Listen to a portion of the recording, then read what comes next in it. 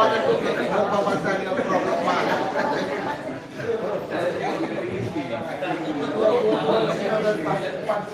bisa lewat ternyata.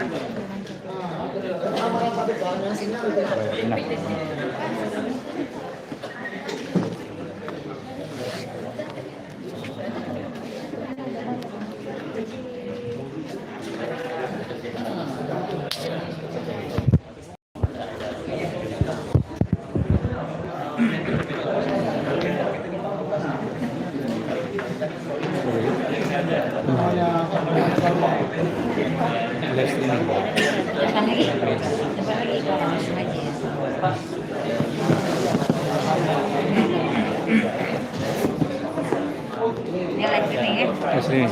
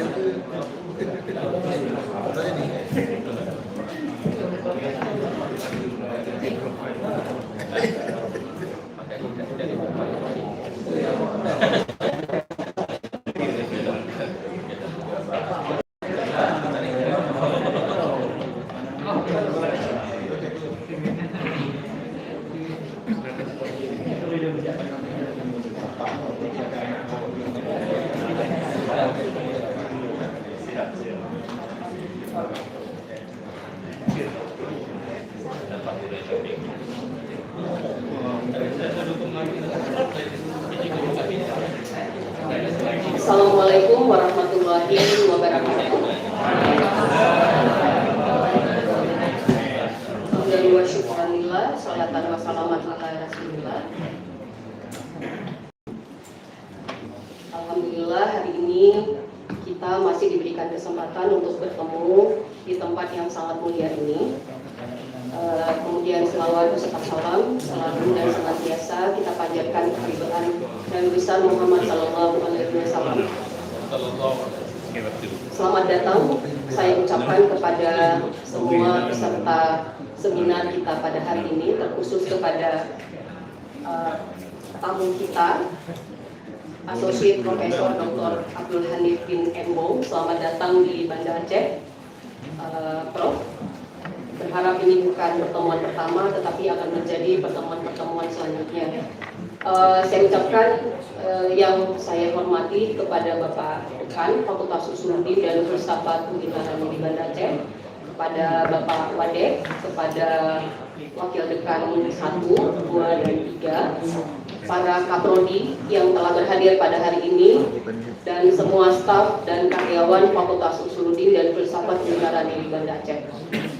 Juga yang kami hormati para dosen yang telah berhadir pada hari ini, para mahasiswa dari berbagai prodi yang telah meluangkan waktu untuk hadir bersama pada acara hari ini, untuk sama-sama kita meningkatkan pengetahuan kita dan ilmu kita, dan mengupdate terkait dengan isu terkini yang merupakan isu global yang hari ini masih menjadi perdebatan baik pada level global maupun regional, juga di tingkat lokal kita di Banda Aceh, yaitu tentang isu perubahan iklim yang berdampak terhadap lingkungan yang ujung-ujungnya akan berdampak pada kemanusiaan. Kita tahu bahwa isu climate change itu telah menjadi persoalan yang berdampak hampir di semua lini kehidupan kita sebagai manusia. Sebulan yang lalu kita telah menyaksikan bagaimana bencana besar telah terjadi di sekitar kita di beberapa daerah di Aceh, bencana banjir yang sampai hari ini masih menjadi PR besar baik bagi pemerintah, para NGO, para pegiat, kemudian dan masyarakat secara umum dalam proses pemulihan untuk mengembalikan kembali situasi masyarakat seperti sedia kala, bahkan lebih baik lagi sebelum banjir terjadi. Nah, isu ini menjadi perhatian banyak pihak. Sebagai lembaga yang mengkaji tentang agama, kita meyakini bahwa agama itu memberikan solusi terhadap semua persoalan yang kita alami.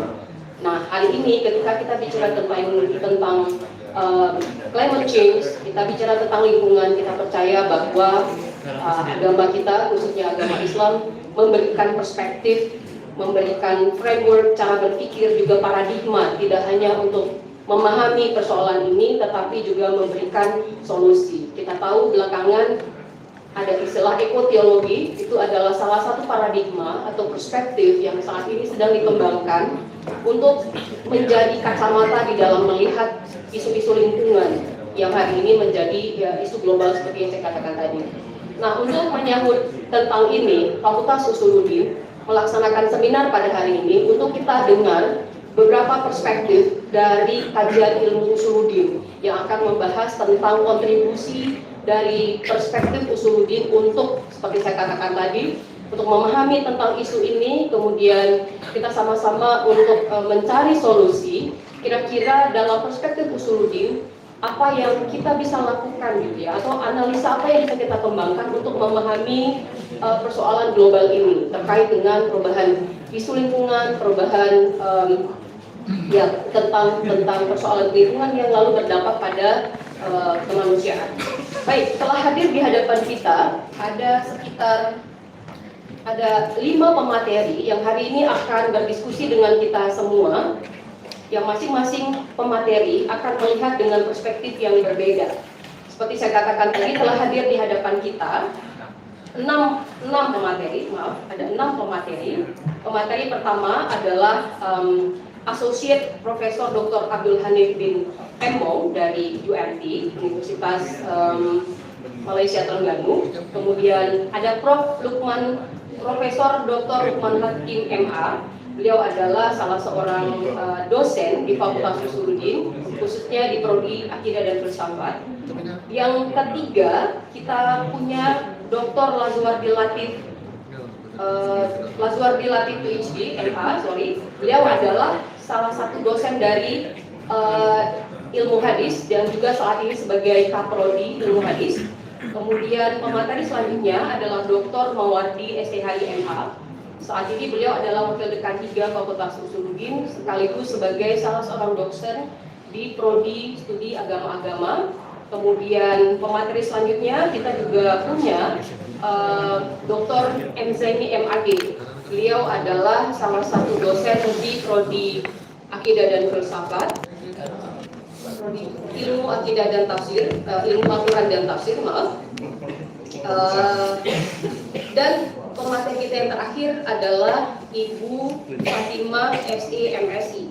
Beliau adalah salah seorang jadi beliau mendapat ijazah doktor falsafah dari University Science Malaysia USM dari Kaedah Penyelidikan Islam tahun 2017. Kemudian ijazah sarjana beliau dapat dari University Kebangsaan Malaysia UKM di bagian pengajian Islam Syariah, dan S1 beliau ijazah sarjana muda dari Al-Bait University Jordan. Nah, tapi beliau juga telah menempuh pasca kedokteran atau postdoc di Oxford Center for Islamic Studies (OCIS) di bidang Islamic Research Methodology tahun 2019. Banyak sekali karya beliau yang publish di tingkat lokal Malaysia juga di internasional. Yang terakhir mungkin saya perlu sedikit membacakan tajuk judul dari disertasi beliau, yaitu The Development of Standard for Qalqalah Pronunciation in the Quran Through a Spectrogram Application. Ya, jadi Ya, ini adalah di antaranya yang karya beliau. Banyak sekali dari tahun, saya lihat di sini dari tahun 2018 sampai dengan tahun 2024. Dan hari ini beliau akan memaparkan satu presentasi terkait dengan pembahasan kita pada hari ini yang berjudul Metode Tafsir Al-Quran Klasik dan Modern, analisis antara pendekatan corak dan kaedah. Maaf. Ya, beliau akan menyampaikan makalah yang berjudul Metodologi Tafsir Al-Quran Klasik dan Modern, analisis antara pendekatan corak dan kaedah penafsiran. Kepada Prof. Hanif kami persilakan.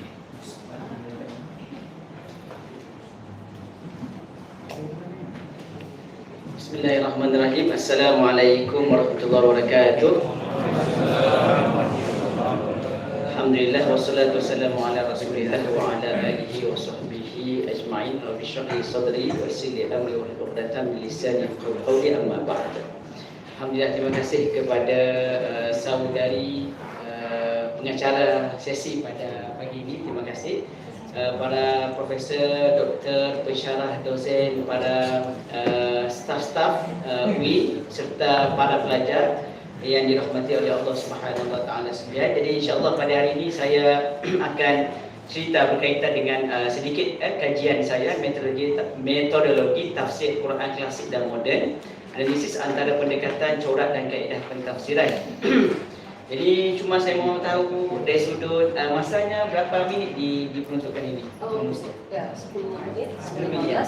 Baik, 10 minit hingga 15, insyaAllah saya akan cuba rangkumkan dengan keterbatasan waktu yang ada pada pagi ini, insyaAllah.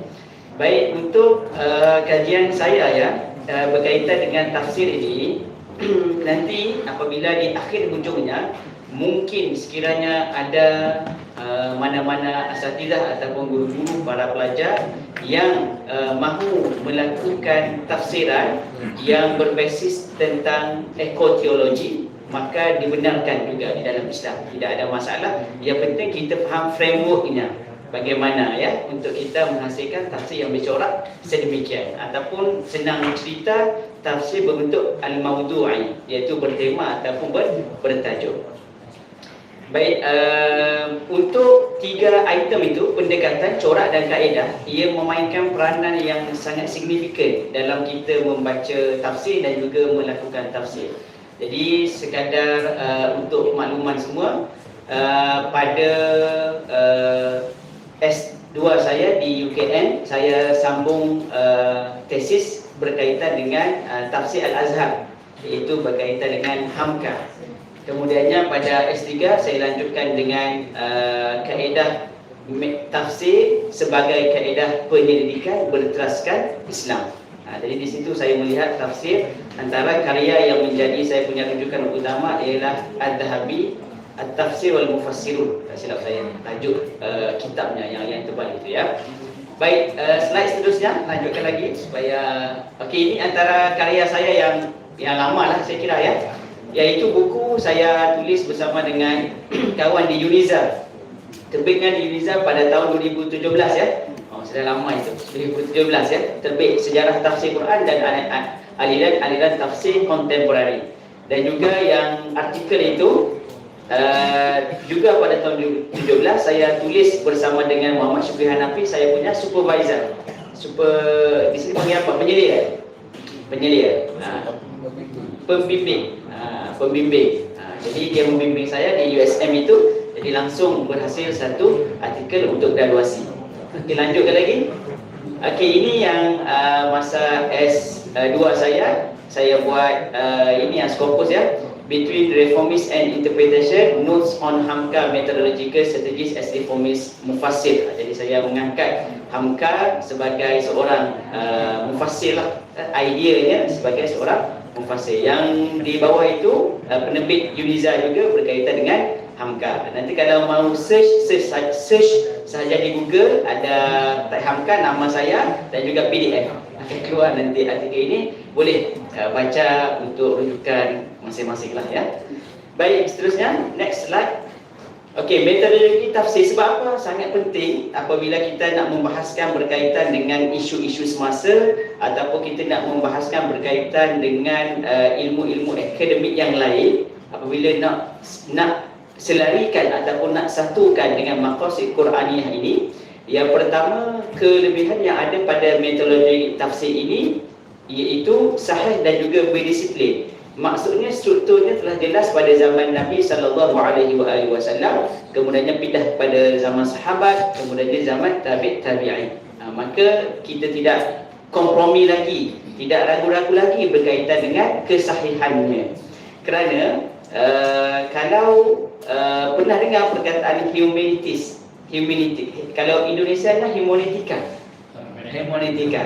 Hermeneutis ialah kaedah untuk teori ataupun kaedah untuk mentafsirkan teks dalam kaedah penyelidikan. Dalam research, kita nak huraikan teks itu, ada nama satu teori itu ialah teori hermeneutika.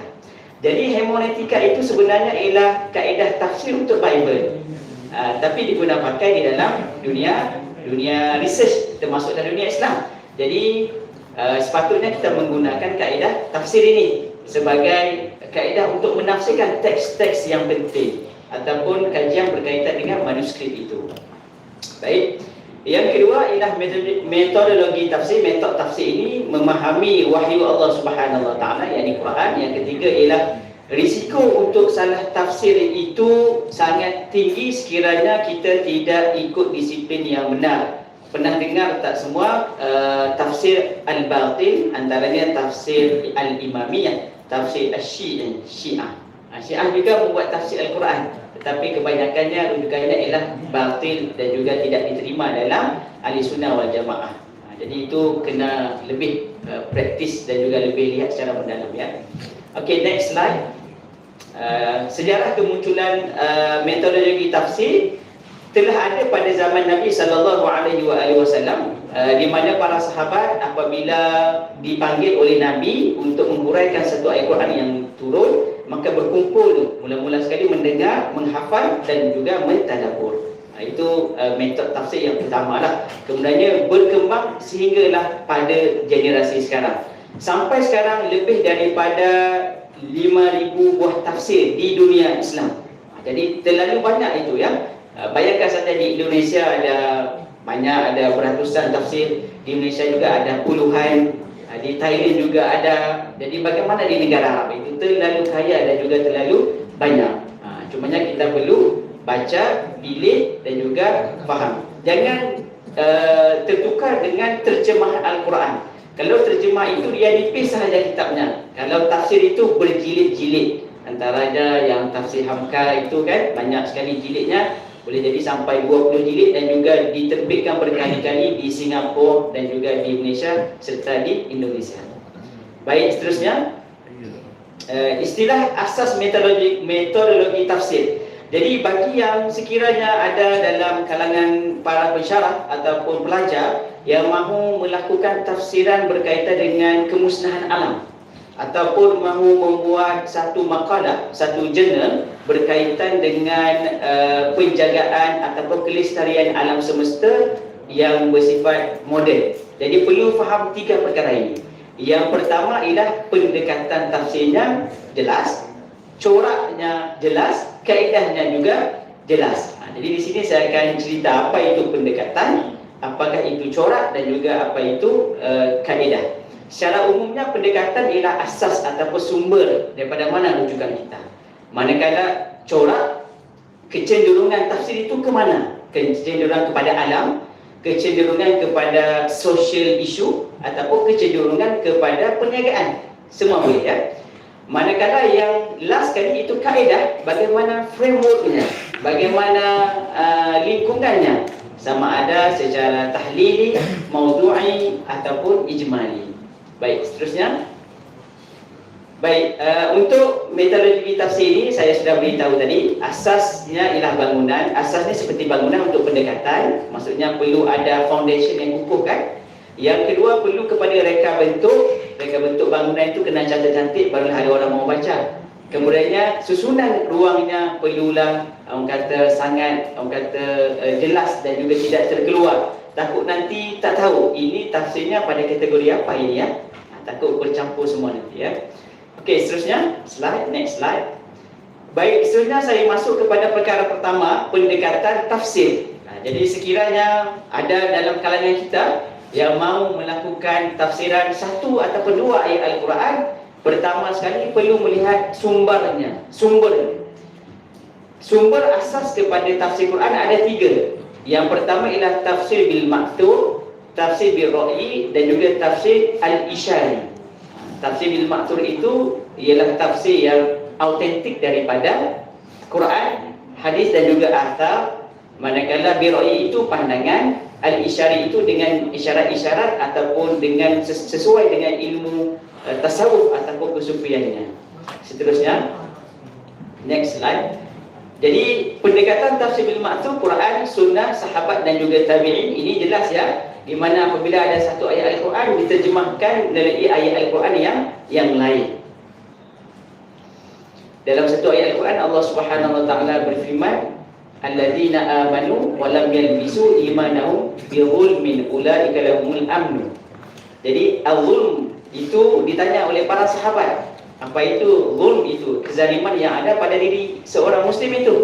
Maka ditafsirkan oleh Nabi sallallahu alaihi wasallam, inna syirka la zulmun azim. Sesungguhnya syirik itu ialah kezaliman yang besar.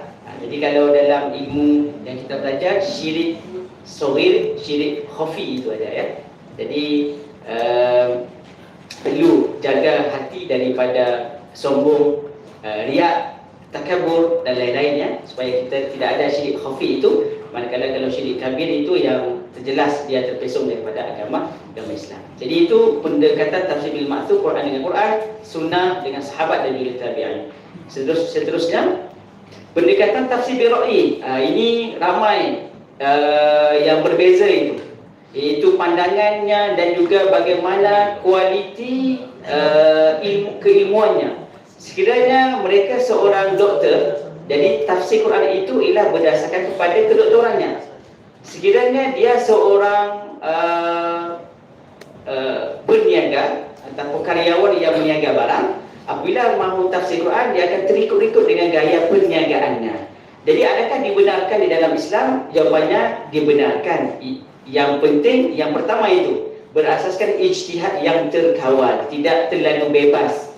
Tidak terlalu bebas menggunakan akal, bahasa dan ilmu alat. Ilmu alat ini maksudnya ilmu akademis. Kalau doktor itu ada teleskopnya, ada apa itu di mesin X-ray-nya. Jadi itu dibenarkan, tidak ada masalah. Baik, seterusnya next slide. Tafsir al-isyari pula berdasarkan makna yang tersirat, makna yang batin yang tidak dilihat. Contohnya ayat berkaitan dengan penyucian jiwa. Jadi ulama-ulama sufi, ulama-ulama tasawuf mentafsirkan Quran sinonim dengan pandangan dan juga keilmuan tasawuf mereka. Jadi tidak ada masalah dalam Islam selagi mana ia terkawal dan juga ia ada asas yang kukuh. Baik, seterusnya. Manakala corak tafsir ini dia lebih kepada nak cerita fokusnya ke mana itu. Kalau seorang itu hebat dalam fiqh, maka tafsir itu tafsir al-fiqhi. Kalau seseorang itu hebat dalam bidang sufi, usuluddin, tafsir usuli ataupun tafsir as-sufi. Kalau mereka itu seorang yang doktor ataupun seorang yang engineering, mau kejuruteraan, mau tafsir Al-Quran sesuai dengan kejuruteraannya, maka dinamakan sebagai tafsir ilmi, tafsir ilmu sains. Adakah dibenarkan? Jawapannya dibenarkan apabila cukup syarat pada pendekatan tadi dan juga pada corak tafsirannya dijelaskan daripada awal. Baik, seterusnya. Akhir sekali ialah corak belum akhir ini yang kedua sama corak tafsir tadi Tafsir Al-Qurtubi, tafsir fiqhi, tafsir Ibnu Arabi, tafsir Sufi, tafsir Al-Marawi, tafsir Al-Adab Al-Ijtimai. Profesor Dr. Hamka pada yang ini, tafsir Al-Adab Al-Ijtimai. Dalam itu cerita tentang sosial kebudayaan yang berada di Indonesia ketika zamannya hidup. Baik, seterusnya. Okey, akhir sekali barulah kaedah tafsir, kaedah pemaparannya. Jadi di sini ada 4 cara untuk susunan tafsir. Yang pertama ialah at-tahlili, yang kedua ijmali, yang ketiga muqarran, yang keempat al-mawdu'i. Jadi sekiranya saya mau menulis satu-satu tafsiran huraian itu, kalau saya memilih tahlili, ia perlu mendalam. Tak memadai dengan satu muka surat, 2 muka surat. Ia perlu 20, 30 muka surat begitu. Itu yang sangat-sangat mendalam dan juga rujukannya sangat-sangat padat. Kalau ijmali ini ringkas seperti tafsir Al-Jalalain. Tafsir Jalalain itu sangat ringkas, satu ayat, satu terjemahan. Kan, itu sangat ringkas. Al-Muqarran ialah dia banding antara tafsir ini dan juga tafsir yang kedua. Tafsir ketiga kata apa? Itu dia perbanding. Yang akhir sekali dan juga yang paling famous ialah tafsir Al-Mawdu'i. Dr. Yusuf Al-Qaradawi, dia ada satu kitabnya As-Sabru fil Quran. Sabar menurut Al-Quran. Dalamnya dia tafsir berkaitan dengan ayat-ayat sabar sahaja semuanya. Dan juga diterjemah dalam banyak bahasa. Jadi saya kira kalau tidak ada lagi ekoteologi itu di dalam bab tafsir Mawdu'i itu. Jadi sekiranya ada dosen-dosen di sini ya yang ada ke arah itu, saya rasa sangat cocok untuk buat ke arah itu tafsir Al-Mawdu'i untuk ekoteologi. Seterusnya next slide. Okey, contoh kaedah tafsir tadi at-tahlili ayat demi ayat, contohnya tafsir Al-Ibnu Katsir. Okey, al-ijmali ringkas itu tafsir Al-Jalalain, al-mawdu'i tafsir tematik yang saya beritahu tadi seperti Dr. Yusuf Al-Qaradawi. Kalau Profesor Hamka itu lebih kepada tahlili, Syekh Quresh Syihab juga lebih kepada tahlili juga. Baik, next. Okey, kesimpulan ataupun penutup pada saya punya syarahan pada pagi ini, metodologi tafsir itu bersifatnya berlapis, jadi jangan ambil pada satu lapis sahaja. Jadi kalau kita makan kuih lapis itu jangan makan atasnya saja. Jadi jangan bazir yang tengah dan juga bawahnya, makan semua sekali kan. Jadi kalau mahu buat tafsir para prof dan juga doktor ataupun dosen, sila tengok pendekatan, tengok juga mereka punya corak, tengok juga apa mereka punya kaedah supaya nampak jelas dan juga enak untuk dibaca. Yang kedua, pendekatan ialah asas utama. Jadi jangan tinggal approach itu. Dalam bahasa Inggeris approach ataupun pendekatan tafsir bil ma'thur, ra'i dan juga isyari. Ma'thur itu nombor 1, perlu ada dalam setiap tafsiran. Yang ketiga, corak dan juga kaedah melengkapkan tafsir kita panggil sebagai aksesori ataupun tahsiniah. Itu kaedah tahsiniah. Kalau yang pendekatan tafsir itu daruri, bukan pada tahap hajiat ataupun pada tahap tahsiniah. Dan juga yang last sekali, tafsir klasik dan juga moden saling melengkapi antara satu sama lain. Jadi sekiranya kita ada masa dan juga ruang, boleh download sahaja bacaan-bacaan tafsir Ibnu Katsir untuk kita sama-sama faham tadabbur Al-Quran. Moga-moga kita menjadi hamba Allah Subhanahu Wa Taala yang memahami kalam suci Al-Quran, insya-Allah. Itu sahaja daripada saya. Slide last sekali ialah sudah habislah. Terima kasih. Assalamualaikum warahmatullahi wabarakatuh. Terima kasih Prof. Hanif. Alhamdulillah, terima kasih, waktu sangat tepat waktu seperti yang telah diberikan. Terima kasih, kita telah belajar banyak secara bagaimana metode tafsir yang hari ini berkembang mulai dari zaman klasik sampai dengan zaman modern, juga perbedaan-perbedaan dari metode tafsir dan implikasinya. Berharap dari pemateri pertama kita akan mendapatkan sebuah perspektif atau cara pandang untuk nanti kita akan berdiskusi lebih dalam lagi mengenai isu ini. Kalau Prof. Hanif tadi mengantarkan kita kepada bagaimana kita memahami tentang perkembangan metode tafsir, maka sekarang kita akan berdiskusi lebih lanjut lagi untuk melihat bagaimana Al-Quran memberikan perspektif terkait dengan ekoteologi. Maka saya mengundang kepada pemateri kedua, yaitu Bapak Dr. Muhammad Zaini MAG, yang akan mempresentasikan makalahnya yang berjudul Ekoteologi dalam Perspektif Al-Quran. Waktu dan tempat saya persilahkan, mengenai waktu sama 10 sampai dengan 15 menit. Silakan. Bismillahirrahmanirrahim. Assalamualaikum warahmatullahi wabarakatuh.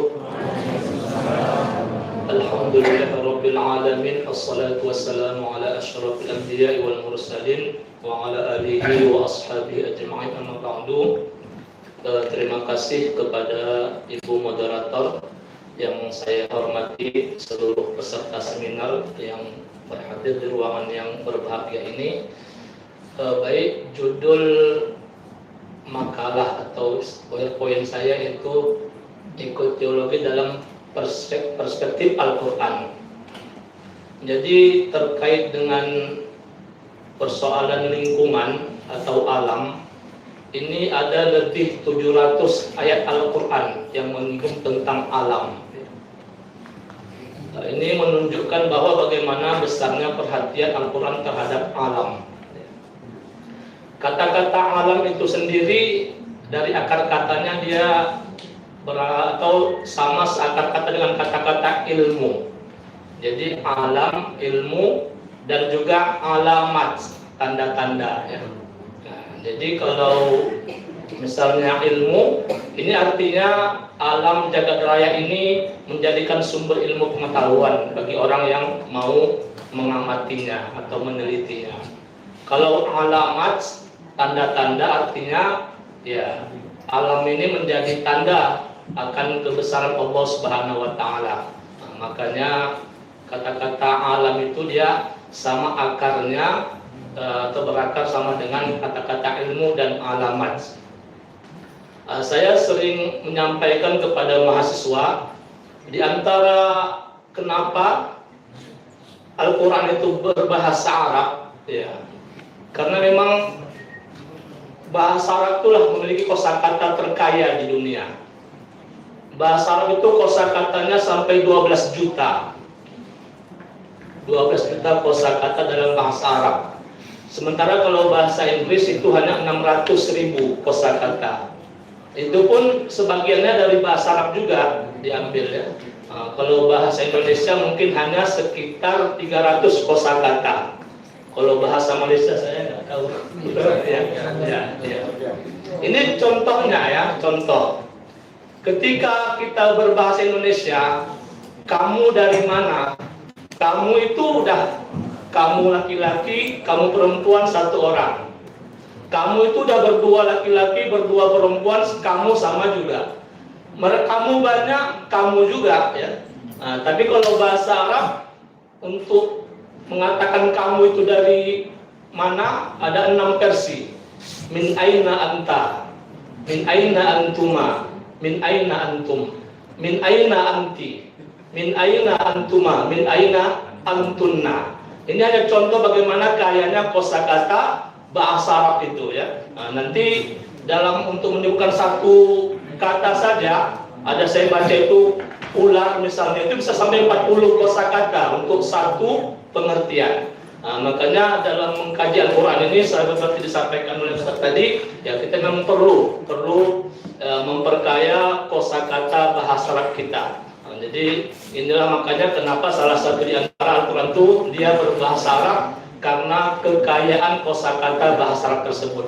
Baik, terkait dengan kajian ekoteologi ini, kenapa saya tertarik mengkaji dari perspektif Al-Quran? Karena banyaknya ayat Al-Quran yang berbicara tentang ekoteologi ini. Bisa diperbesar sedikit dulu, aku selesai. Masalah saya udah di sini aja. Diambil ya. Udah agak ini kurang nikmat mata. Itu agak kurang ini kacamatanya mungkin. Dari mata pencaharian. Dari sini saja. Baik, jadi dalam pendahuluan saya sampaikan bahwa kerusakan lingkungan menjadi salah satu isu global yang meresahkan masyarakat dunia. Kondisi ini secara langsung mengancam keberlangsungan kehidupan manusia di bumi karena kerusakan alam dapat meningkatkan resiko bencana alam.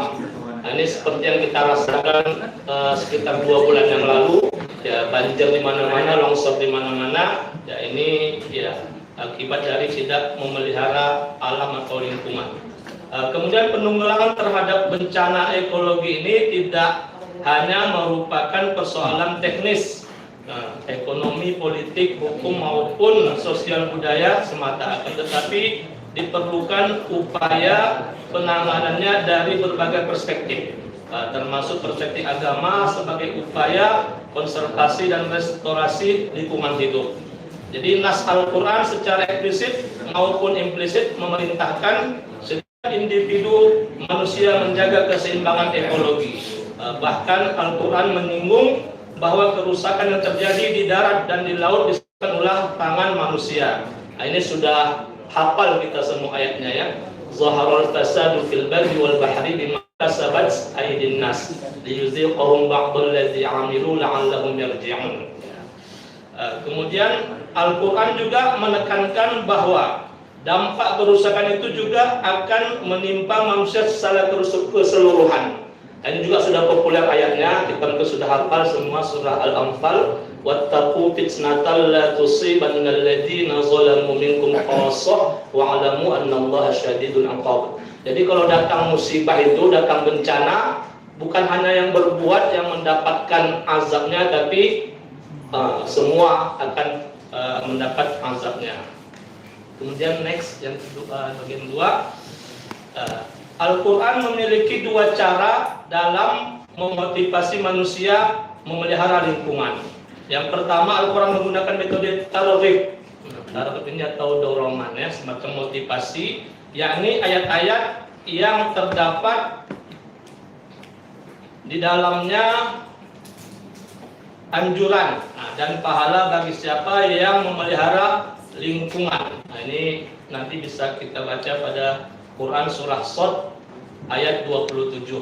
Kemudian metode yang kedua itu metode tarhib, ancaman, yakni berupa azab bagi siapa saja yang merusak lingkungan. Dalam Al-Quran orang yang merusak lingkungan itu dicap sebagai fasik dan juga munafik. Nah, ini maksudnya yang sangat jelek sekali ya. Perusak alam itu ada fasik, ada munafik. Al-Quran mengajarkan bahwa semua makhluk mendapatkan kebutuhan di alam. Ini huwallazi khalaqalakum ma fil ardi jami'a. Jadi alam ini memang Allah ciptakan untuk manusia ya, untuk keperluan manusia sebagai khalifah di bumi. Alam melimpahkan berbagai kenyamanan dan ketenangan bagi hidup manusia. Ini surah Luqman ayat 20. Nanti bisa kita lihat sendiri dalam Al-Quran ya. Agar manusia senantiasa hidup nyaman, di dalamnya manusia tentu mesti menjaga hukum-hukumnya atau sunnatullah. Jadi hukum-hukum alam itu disebut dalam Quran sunnatullah namanya. Ada beberapa kali kata sunnatullah dalam Al-Quran. Jadi jika sunnatullah dilanggar, maka alam bisa berubah menjadi tempat yang tidak nyaman bagi manusia. Kemudian yang ketiga, memposisikan lingkungan dalam bingkai ekoteologi. Masalah lingkungan adalah masalah iman, yakni ketika orang telah mengantongi kekuatan iman, dengan sendirinya dia akan merasa aman dan nyaman membangun lingkungan yang lebih serasi. Mungkin selama ini kita menganggap menjaga lingkungan itu atau memelihara alam itu bukan bagian dari iman ya. Padahal ini adalah bagian daripada iman. Misalnya rukun iman itu ada 6. Antuk minabillah wa malaikatihi wa kutubi wa rusulun. Paling enggak ini kita beriman kepada yang kitab ya, yang kitab. Beriman kepada isi kitab Al-Quran. Nah, jadi menjaga lingkungan itu adalah merupakan bagian iman ya, bagian iman. Bukan hanya sholat, puasa, zakat, tetapi iman itu ya sangat luas, termasuk memelihara lingkungan.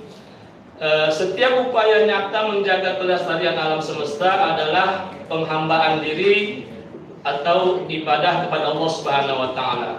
Seorang muslim mesti memandang pelestarian lingkungan sebagai investasi akhirat bagi dirinya.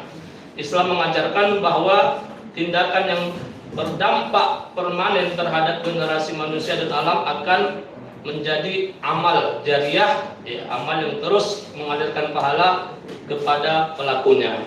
Nanti ini mungkin banyak akan disampaikan oleh Sabda Zuwardi, hadis-hadis tentang amal jariah, seperti menanam pohon ya.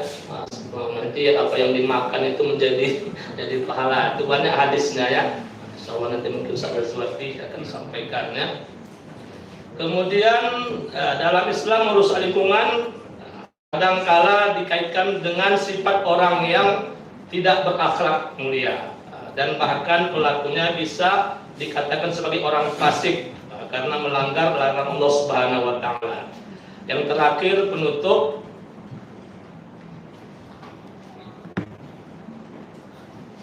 Islam mengajarkan bahwa alam adalah milik Allah Subhanahu wa taala dan manusia diberi izin sementara waktu untuk memakmurkannya. Jadi dalam ayat-ayat pertama dalam Al-Qur'an itu surah Al-Fatihah, ayat kedua itu Alhamdulillahi Rabbil Alamin. Segala puji bagi Allah Rabbil Alamin.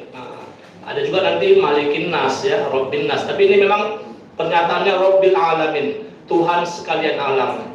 Jadi bukan hanya Tuhan manusia, tapi Allah itu juga Tuhan dari seluruh alam. Makanya Alhamdulillah Rabbil Alamin. Seorang muslim yang melakukan tindakan pelestarian lingkungan, ia berpeluang besar mendapatkan ampunan Allah Subhanahu wa taala dan mendapatkan surga. Sebab penyelamatan alam sesungguhnya adalah manifestasi ketundukan dan kebesaran Allah Subhanahu wa taala. Mungkin hanya demikian yang saya presentasikan. Kalau misalnya nanti ada yang belum jelas bisa kita diskusikan bersama-sama. Terima kasih. Wassalamualaikum warahmatullahi wabarakatuh. Terima kasih kami ucapkan kepada Bapak Dr. Zaini yang telah membuka wawasan kita untuk melihat lebih dalam terkait dengan bagaimana Al-Quran itu membicarakan tentang ekoteologi atau tentang isu lingkungan. Beberapa hal yang mungkin penting untuk kita catat dari paparan tadi, bahwa ketika Al-Quran itu ternyata memberikan porsi yang cukup besar di dalam menjelaskan tentang lingkungan hidup, ya. Kemudian bagaimana Al-Quran itu mengaitkan antara isu lingkungan itu bukan sekedar persoalan duniawi, ya, tapi juga terkait dengan persoalan iman. Jadi menjaga lingkungan hidup itu merupakan salah satu bentuk dari pengejawantahan dari keimanan kita.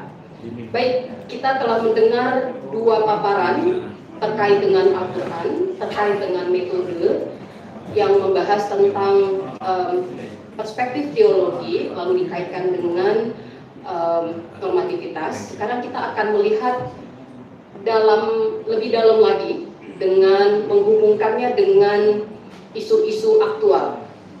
Kali ini kita akan mengundang Prof. Lukman Hakim untuk memaparkan materinya yang berjudul Perilaku Ekosida dalam Diskursus Ekoteologi Islam. Kalau genosida saya tahu, tapi ekosida baru pertama saya mendengarnya. Jadi silakan kepada Prof. Lukman untuk bisa memberikan penjelasan detail terkait dengan istilah-istilah yang digunakan di sini terkait dengan ekosida. Ya, baik, silakan Prof. Assalamualaikum warahmatullahi wabarakatuh. Alhamdulillahirabbil alamin wassalatu wassalamu ala asyrafil anbiya'i wal mursalin wa ala alihi wa sahbihi ajma'in. Segala puji bagi Allah Tuhan seluruh sekalian alam. Salawat dan salam kepada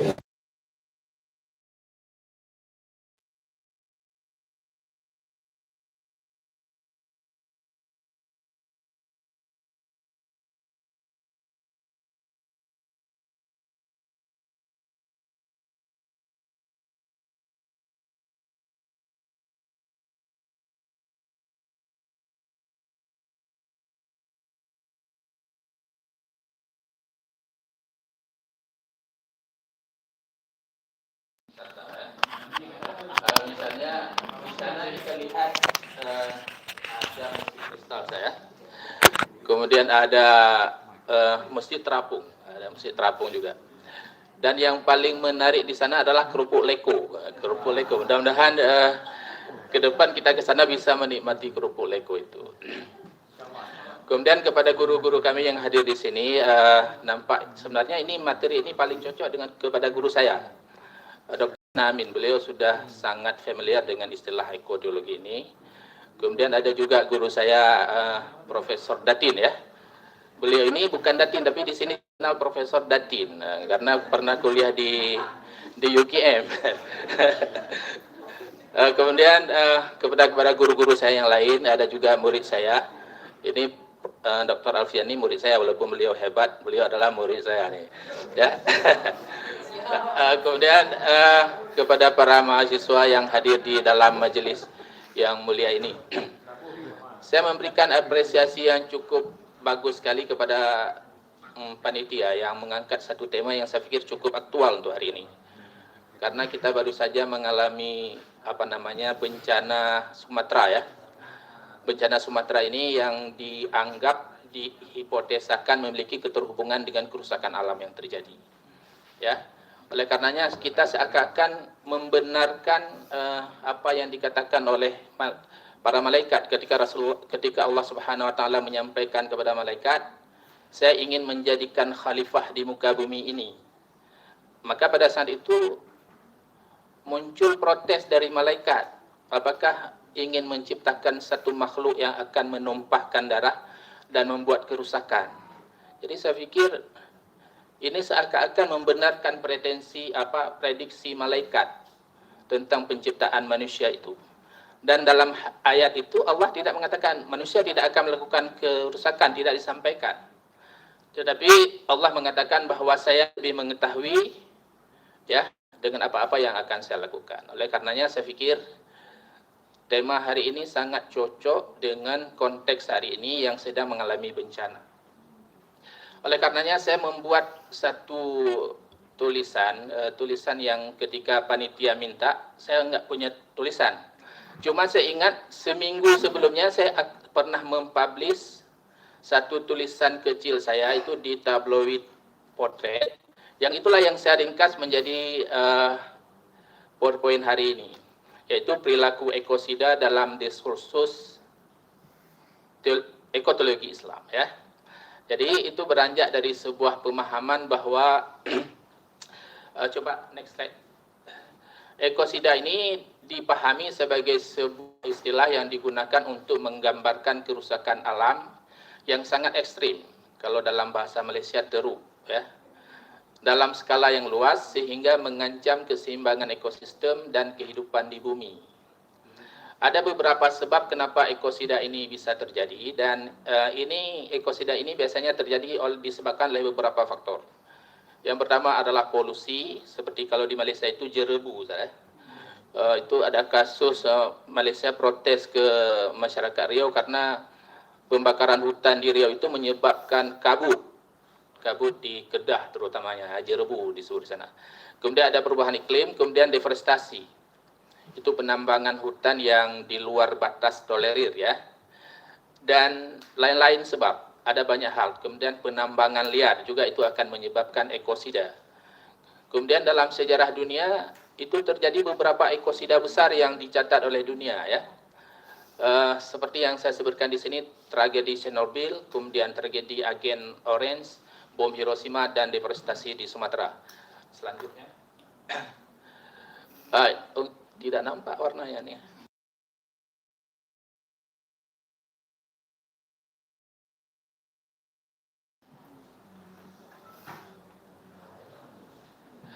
Yang pertama, tragedi Chernobyl itu yang terjadi di Ukraina, itu meledaknya pembangkit listrik tenaga nuklir. Itu yang menyebabkan meninggalkan radioaktif yang berbahaya sehingga tempat itu tidak bisa menjadi tempat yang bisa didiami oleh manusia lagi. Itu menimbulkan dampak yang cukup signifikan bagi masyarakat Ukraina pada saat itu ya. Kemudian yang kedua, tragedi Agen Orange di Vietnam. Ini tragedi ini di mana tentara Amerika itu menyemprotkan herbisida ke hutan-hutan tempat persembunyian tentara Vietnam yang menyebabkan banyak sekali pohon, jutaan pohon itu menjadi mati, kemudian pegunungan menjadi gundul dan menyebabkan cacat permanen pada manusia. Ini kalau kita lihat foto ini kan foto ini kan ada sesuatu yang unik di foto ini. Ini ada orang-orang yang porsi tubuhnya tidak berimbang, tidak normal. Kepalanya lebih besar dari badannya dan pertumbuhannya tidak normal. Ini disebabkan salah satu herbisida pengaruh radioaktif herbisida itu ya. Kemudian coba selanjutnya. Contoh yang berikutnya adalah tragedi bom atom Hiroshima. Bagi kita ada manfaatnya bom atom nih. Karena dengan bom atom ini kita menjadi merdeka. Tapi bagi masyarakat di Hiroshima itu tempatnya itu bisa didiami lagi karena radioaktifnya masih aktif sampai hari ini. Jadi itu termasuk salah satu ekosida yang cukup terkenal di dunia. Dan yang berikutnya adalah tragedi bencana hidrometeorologi di Aceh. Ini contohnya nih, ada masjid nih. Masjid banyak kayu-kayu yang ditebang ini akibat deforestasi ya. Itu diperkirakan selama 34 tahun terakhir itu hutan di Sumatera itu telah musnah seluas 12 juta hektar. Kalau Malaysia hektar sebenarnya. Juta hektar. Jadi jumlah ini setara dengan 99,46 hektar per hari. Jadi luas sekali deforestasi yang terjadi di Sumatera. Oleh karenanya sudah sangat pantas Tuhan menegur perilaku ekosida ini. Ya. Oke, berikutnya. Jadi ekoteologi membangun harmoni bersama alam. Jadi yang kita bahas hari ini adalah tentang ekoteologi. Jadi ekoteologi itu kalau ingin kita lihat secara bahasa itu dari ekologi dan teologi ya. Jadi ini dipahami sebagai sebuah diskursus tentang kesadaran ekologi lingkungan untuk menjaga kelestarian dan keseimbangan alam berbasis pesan-pesan teologi. Jadi itu sebenarnya makna ekoteologi ya. Ada beberapa landasan pikir ataupun yang namanya epistemologi yang dibangun dalam wacana ekoteologi ini adalah yang pertama, manusia itu sebagai khalifatullah itu wajib mempresentasikan sifat positif Allah dalam alam ini. Jadi ini kan kita ini hebat nih, kita wakil Tuhan. Melebihi, dan ini hanya ada dalam agama Islam. Memposisikan manusia itu sebagai wakil Tuhan, bukan wakil rektor, bukan wakil dekan, tapi wakil Tuhan ya. Artinya kita ini dipresentasikan sebagai orang yang benar-benar dapat mempresentasikan sifat-sifat positif Tuhan dalam alam ini. Misalnya dalam konteks ekoteologi ini kita memahami Tuhan itu maha raqib, maha pengawas. Ya, oleh karenanya sebatas manusia kita harus menjadi raqib untuk menjaga alam ini, mengawasi alam ini. Bukan membiarkan penembangan-penembangan liar itu misalnya. Allah itu maha hafidh. Allah itu maha pemelihara. Oleh karenanya kita dalam batas kemanusiaan harus memelihara alam ini. Ya. Allah itu maha adil. Kita harus berlaku adil kepada alam ini. Enggak boleh mengeksploitasi alam. Oleh karenanya dalam ekoteologi ini manusia benar-benar harus mempresentasikan sifat-sifat Allah itu dalam alam ini. Yang kedua, sebagai wakil Tuhan di alam ini, manusia memiliki kewajiban moral untuk menjaga, mengawal, mengolah alam ini untuk kepentingan kehidupan manusia. Ya, secara berimbang dan bertawazun, nggak boleh berlebihan, harus adil. Yang ketiga, manusia perlu membangun harmoni dengan alam dalam makna tidak melakukan eksploitasi secara serakah sehingga merusak ekosistem. Ya, jadi itu saya pikir itu dasar berpikir ekoteologi itu begitu. Coba berikutnya.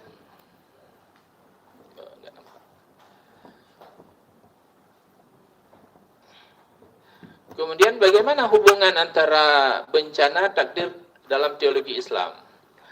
Apakah semua bencana dan takdir yang terjadi itu bisa dikaitkan dengan perilaku manusia? Jadi kalau kita lihat konsep dasar yang ada dalam kajian teologi, itu takdir itu kan bisa dibagi dua. Yang pertama takdir yang mubram, yang kedua takdir yang muallaq, ya. Oleh karenanya berbasis cara berfikir seperti itu, maka bencana juga bisa dibagi dua kalau menurut saya. Yang pertama adalah bencana yang mubram, dan yang kedua bencana yang muallaq. Bencana yang mubram itu merupakan kehendak Allah yang tidak memiliki keterhubungan secara saintifik ya dengan perilaku manusia. Musibah ini murni bencana alam di luar kawalan manusia seperti tsunami. Jadi manusia nggak bisa misalnya meminimalisir supaya tsunami tidak terjadi, nggak mungkin itu ya, tidak keterhubungan dengan amalan manusia. Kemudian meletus gunung, nggak bisa manusia itu membuat gunung tidak meletus ya. Jadi itu bencana-bencana yang benar-benar di luar kemampuan manusia, ya, tidak terhubung dengan perilaku manusia, kelalaian manusia ataupun keserakahan manusia, nggak terhubung. Tetapi dalam kajian tasawuf mungkin terhubung sebagai teguran Allah terhadap kemaksiatan, terhubung, tapi secara saintifik. Jadi ini harus dipahami, saintifik itu adalah, ya, saintifik itu artinya yang dapat diukur, ditimbang, ya, itu saintifik, diukur, dapat terukur dengan ilmu pengetahuan. Dan yang kedua adalah bencana yang muallak. Muallak ini berhubungan artinya, ya. Ini yang berhubungan langsung dengan perilaku manusia, cerobohan manusia dalam menjaga alam. Jadi bencana yang muallak ini berhubungan dengan hukum kausalitas. Misalnya menebang pohon akan menyebabkan air tidak terserap lagi di gunung. Dan air itu akan memasuki daerah tempat tinggal manusia. Dan saya pikir untuk khusus bencana hidrometeorologi yang terjadi di Sumatera hari ini adalah bencana muallak.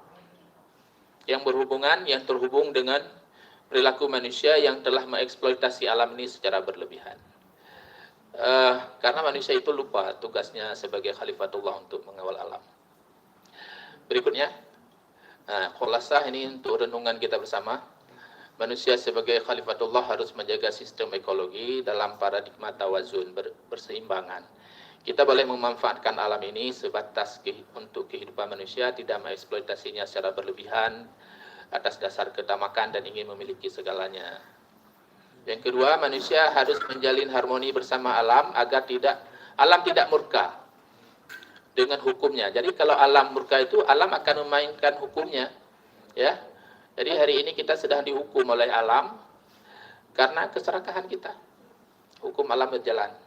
Yang ketiga, manusia harus menghentikan perilaku ekosida atas dasar kesadaran pesan-pesan ilahiyah. Jadi kita harus kembali mengimplementasikan kembali perintah-perintah Al-Quran yang telah disampaikan oleh Ustaz Zaini tadi. Bagaimana itu betul-betul membumi dalam cara berpikir kita, cara bertindak kita, ya. Sehingga perilaku-perilaku ekosida itu tidak kembali terjadi dan terulang di dalam kehidupan ini. Saya pikir demikian saja, nanti untuk lebih lanjutnya dapat kita diskusikan. Saya kembalikan kepada moderator. Billahi taufiq wal hidayah. Assalamualaikum warahmatullahi wabarakatuh. Waalaikumsalam warahmatullahi wabarakatuh. Terima kasih kepada Prof. Lukman. Mungkin kita perlu berikan dulu aplaus untuk para narasumber yang sudah memberikan paparan kita. Terima kasih Prof. Lukman yang sudah membuka wawasan kita terkait dengan tentang ekosida dan bagaimana ekosida juga ekoteologi, isu lingkungan itu dikaitkan dengan teologi gitu. Ada dua hal yang menarik yang tadi telah disampaikan ketika Prof. Lukman mengaitkan tentang isu lingkungan dengan takdir, karena takdir adalah salah satu bagian yang mendapatkan porsi banyak dibahas dalam teologi. Ternyata tidak semua bencana itu melulu urusan takdir, sesuatu yang sudah ditentukan oleh Allah, tetapi juga ada campur tangan manusia di dalamnya. Baik, kita akan menyelami lebih dalam lagi terkait dengan perspektif ini, dan kita hubungkan dengan isu lingkungan yang hari ini sedang terjadi. Kalau sebelumnya kita bahas tentang normativitas di dalam melihat tentang isu lingkungan, kita akan lanjut lagi pembahasan kita terkait dengan bencana ekologi, lalu melihat dampaknya bagi ekosistem makhluk hidup. Kali ini telah hadir juga pemateri kita selanjutnya, Ibu Fatimah Syam. Beliau adalah salah seorang pakar di bidang kebencanaan yang mengajar di Prodi Sosiologi Agama, juga di isu yang sama terkait dengan kebencanaan, juga tentang konflik. Jadi beliau adalah tidak hanya sebagai lecturer, sebagai dosen, beliau juga aktivis yang sejak tahun 1999 sehingga hari ini itu berkecimpung dengan isu-isu kemanusiaan khususnya di Aceh. Jadi beliau akan memaparkan secara lebih dalam kali ini di kaitannya dengan bencana ekologi, dampaknya bagi ekosistem makhluk hidup. Saya persilahkan pada Bu Fatimah 10-15 menit waktu dan tempat.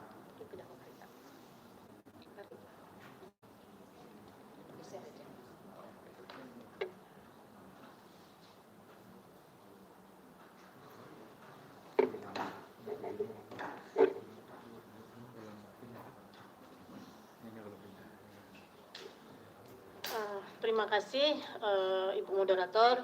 Assalamualaikum warahmatullahi wabarakatuh.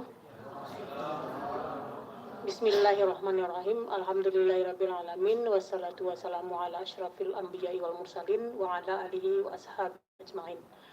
Puji syukur kita panjatkan atas rahmat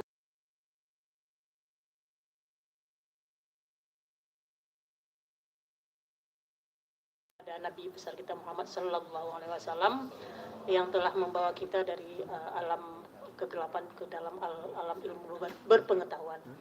Bapak dan Ibu sekalian yang budiman, saya langsung saja tadi Pak Lukman juga sudah menyampaikan hal-hal yang terkait dengan bencana ekologi. Saya langsung masuk ke data dulu ini. Jadi kebetulan saya selain sebagai seorang dosen, sebagai aktivis di di Prodi Sosiologi Agama, saya juga bagian dari jaringan WALHI. Jadi WALHI itu adalah sebuah organisasi non pemerintah, organisasi yang paling tua di Indonesia, itu yang bekerja untuk isu-isu lingkungan, kelestarian lingkungan dan isu-isu kedaulatan sumber daya alam terhadap masyarakat. Nah, di samping itu saya juga berkolaborasi dengan Forum Pengurangan Risiko Bencana. Saya di situ Dewan Pakar. Karena kalau bicara isu bencana, kalau kita hanya di akademisi, itu kita nggak bisa berkembang gitu. Bukan hanya berkembang dalam hal pemikiran, tetapi berkembang lebih jauh bagaimana fakta-fakta di lapangan dan bagaimana kita meresponnya. Baik respon itu dengan cara pendidikan publik maupun secara advokasi. Oke, ini data, kita melihat menurut catatan WALHI, saya konteks Aceh aja ya, kalau yang di luar Aceh belum sanggup menampilkan data gitu.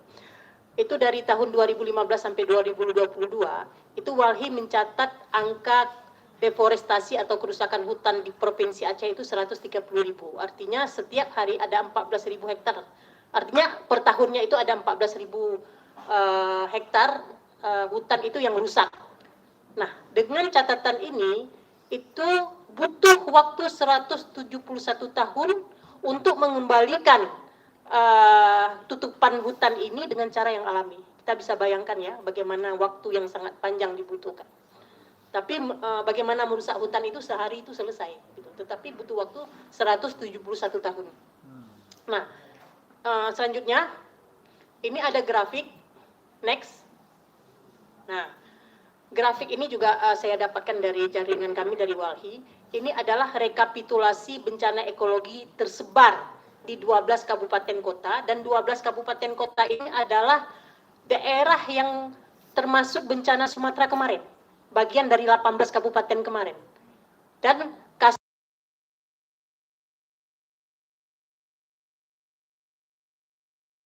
banjir bandang, longsor, kemudian kebakaran hutan dan erosi. Di antara 15 kasus itu yang paling banyak 4 kasus itu yang paling banyak.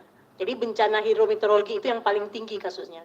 Di sini membuktikan bahwa bencana Sumatera yang kita alami kemarin itu sebenarnya bukan satu kali bencana, tetapi akumulasi.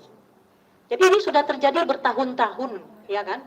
Secara masif dan sistematis gitu. Jadi kalau kita melihat misalnya bencana yang terjadi di 12 kabupaten itu sebenarnya bukan yang November 2025 kemarin, tetapi setiap tahun ada bencana itu. Banjir longsor itu terjadi di 12 kabupaten ini. Tetapi puncaknya itu terjadi di 25 November kemarin itu karena diiringi oleh bencana badai senyar. Nah, itu yang menyebabkan, artinya pemicunya itu adalah bencana hidrometeorologi itu karena adanya curah hujan yang sangat tinggi gitu, karena ada badai senyar itu gitu. Tetapi ini akumulasi itu kan sudah bertumpuk-tumpuk, artinya secara terus-menerus dan terjadi secara masif. Selanjutnya, nah kita membayangkan bencana ekologi itu kan maksudnya bencana yang disebabkan oleh kegiatan manusia yang terjadi secara terus-menerus merusak ekosistem itu secara masif dan sistematis. Kita hanya membayangkan ini pasti banjir, ya kan? Kemudian ada longsor, erosi, kebakaran hutan dan sebagainya. Tapi kalau dikatakan bencana ekologi bukan hanya sebatas itu, tetapi ini yang kurang diekspos sebenarnya. Bencana ekologi itu salah satunya itu adalah konflik satwa manusia dengan satwa liar itu dengan manusia. Mungkin Bapak dan Ibu sering mendengar beberapa periode yang lalu itu gajah masuk masuk pemukiman warga, ya kan? Kemudian harimau masuk pemukiman warga, merusak tanaman warga dan sebagainya. Nah, ini persoalannya kenapa bisa dirusak gitu kalau nggak ada masalah. Jadi menurut catatan WALHI juga itu ada 780.409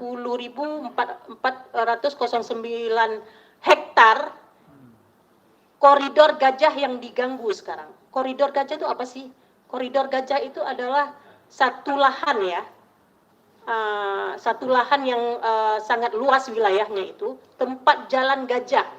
Jadi koridor gajah itu tujuannya itu adalah tempat gajah mendapatkan sumber daya, makan, minum, dan berkembang biaknya di situ. Gitu. Nah, bukan hanya sekedar berkembang biak, tetapi dia menjaga generatif, menjaga keturunannya gitu. Jadi kalau misalnya kita lihat di Aceh, koridor gajah itu di mana aja, itu luas sekali. Yang pertama itu di daerah sepanjang aliran Krung Pesangan.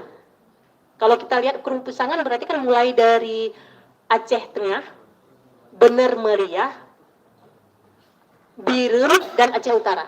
Itu kan daerah aliran Krung Pesangan gitu. Pertama itu koridornya. Yang kedua itu di Aceh Timur. Kemudian ada di Aceh Besar. Di Aceh Besar kalau saya nggak salah itu kan di Gunung Selawa ya, Selawa Agam dan Selawa Ilung, sampai ke Turumbon sana, Aceh Selatan. Itu adalah koridor gajah. Nah, pertanyaan kenapa harus ada koridor gajah itu? Membayangkan kita aja gitu, manusia ini. Kalau misalnya kita kawin mengawin, ya kan? Kawin mengawin maksudnya berkembang biak gitu. Kawin mengawin itu kalau misalnya di dalam keluarga besar itu masih ada pertalian darah, itu keturunan yang diperoleh itu gimana? Pasti nggak baik kan? Pasti ada yang cacat, ada yang macam-macam lah gitu. Tidak sempurna, itu dari ilmu kedokteran. Begitu juga gajah sama dengan kita, sama-sama makhluk hidup. Kalau seandainya dia nggak punya koridor, ya kan, cuman kawin mengawin di daerahnya sendiri yang punya gen keturunan talian darah yang sama, itu ya incest lah gitu. Itu mereka tidak akan mendapatkan keturunan yang baik. Sehingga gajah-gajah yang ada di Aceh Tengah, Bener Meriah, itu melakukan konferensi misalnya ke Aceh Timur, ke Aceh Utara. Disitulah mereka berkenalan dengan gajah-gajah yang lain dan mereka berkembang biak di situ. Jadi di situ menandakan bahwa koridor itu sangat penting itu untuk menjaga generasi gajah ke depan, untuk masa depan mereka. Satu ekor gajah itu dia setiap hari memakan 300 ton. Berarti setiap tahun 50 ton, 300 kilogram maksud saya. Berarti per tahunnya itu kan 50 ton. Nah, bagaimana dia bisa mendapatkan makanan kalau seandainya koridornya itu sudah dirusak dengan berbagai tanaman-tanaman industri seperti sawit, jati, karet. Itu mereka nggak bisa hidup gitu dengan tanaman itu gitu. Sehingga sering terjadi, kita lihat itulah penyebabnya gitu. Nah, selanjutnya next. Nah, ini kita lihat ini data yang dikeluarkan oleh BNPB kemarin. Itu salah satu penyebab dari bencana ekologi itu kan bencana Sumatera kemarin itu dengan jumlah korban yang sangat besar, 1.167. Mungkin sekarang ada update yang baru, saya nggak tahu, ini bulan yang lalu ya. Nah, jadi kita tahu bahwa salah satu penyebab dari bencana hidrometeorologi itu adalah rusaknya daerah aliran sungai Jambu Aye. Jadi Jambu Aye itu juga dimulai muaranya dari Aceh Tengah, Bener Meriah, Aceh Utara sampai ke Aceh Timur sana, sampai ke Tamiang. Itu yang dirusak. Daerah aliran sungai itu kan muaranya itu di Danau Laut Tawar. Nah, sekarang jadi pertanyaan ya, sebenarnya bencana banjir dan longsor segala macam, kemudian terjadinya konflik antara manusia dengan satwa liar, apa sih masalahnya? Masalahnya hujan, masalahnya kerusakan hutan. Jadi kalau misalnya kita melihat pohon masalah, ya kan, yang nampak itu di permukaan itu pasti buahnya, daunnya, rantingnya, tetapi akarnya itu nggak nampak. Ada akar persoalan yang menyebabkan ini semuanya, gitu. Jadi sejak tahun 1967 itu masa pemerintah Orde Lama, mereka melakukan, ya maksudnya pendahulu kita lah ya kan, pendiri negara ini, founding father-nya, itu melakukan pendekatan pembangunan itu dengan perspektif atau orientasi investor asing dan modal luar negeri.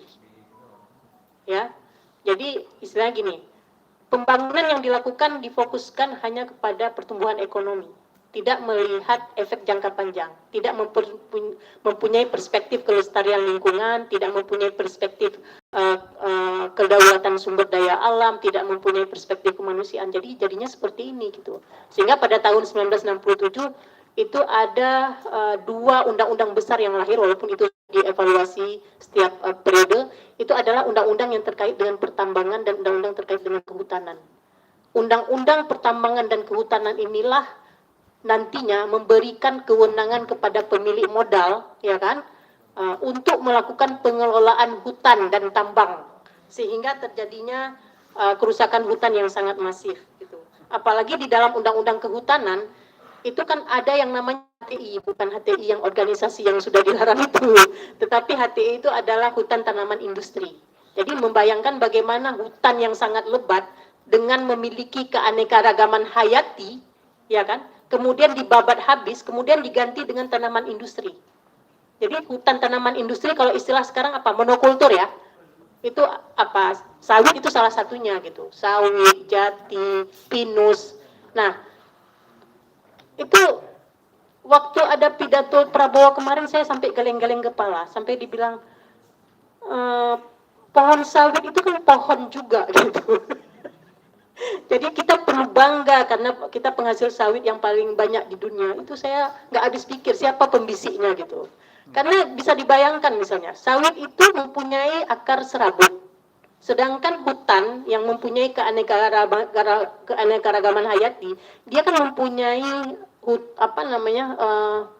akar tunggang yang masuknya ke dalam itu sangat dalam, ya kan.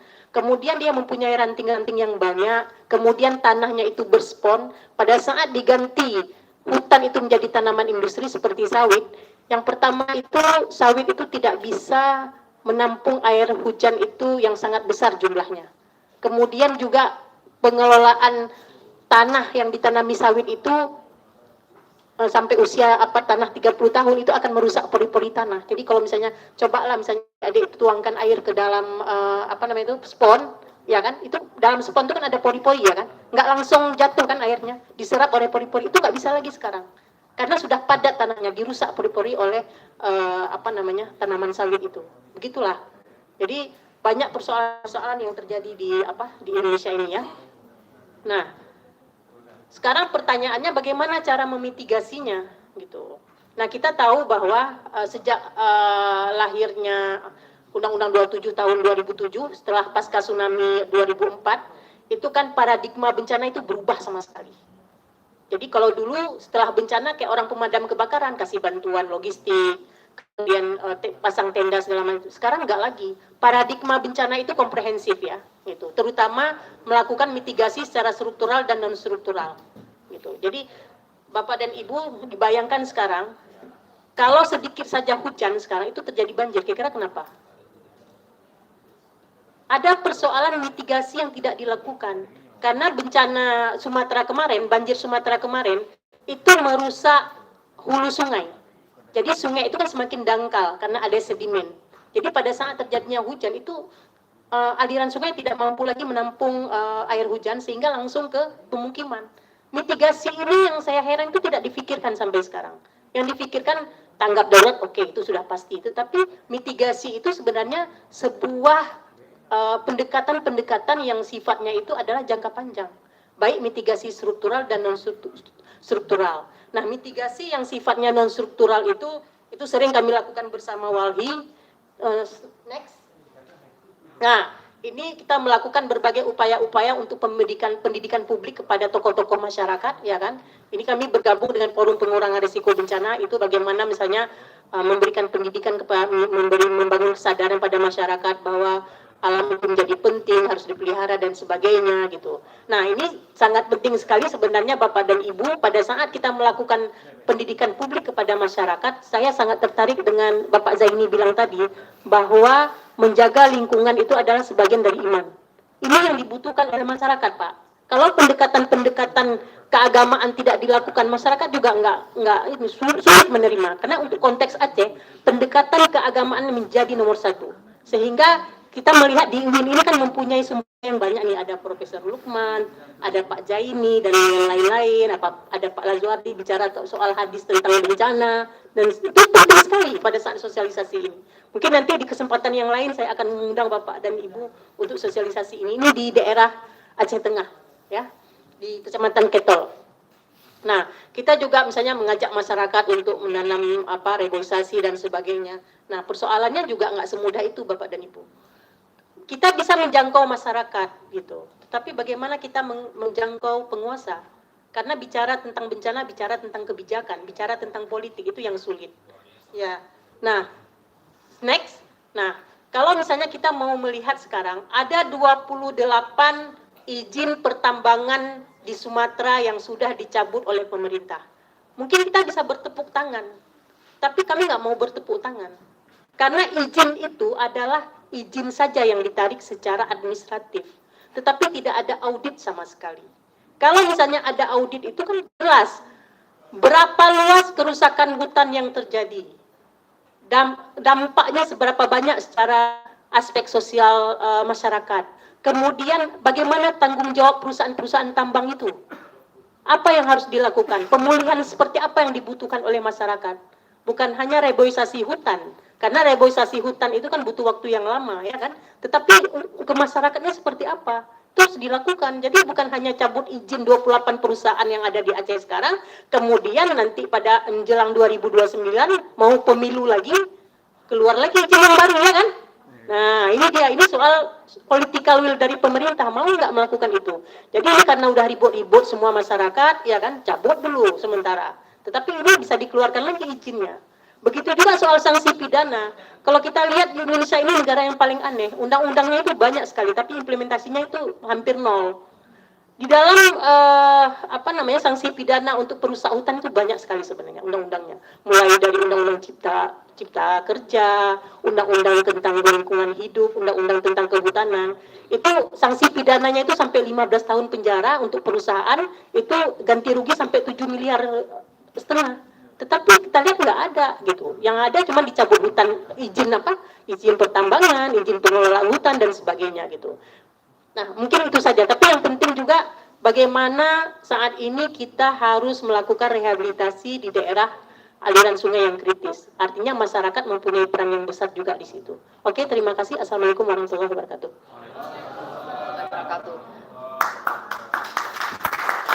Baik, terima kasih Bu Fatimah. Ini wawasan yang sangat penting untuk melihat bahwa kalau tadi kita bicara tentang bagaimana isu lingkungan dikaitkan dengan agama, dari paparan Bu Fatimah kita belajar bahwa ternyata persoalan teologi, persoalan ekologi ini tidak lepas dari persoalan politik juga gitu.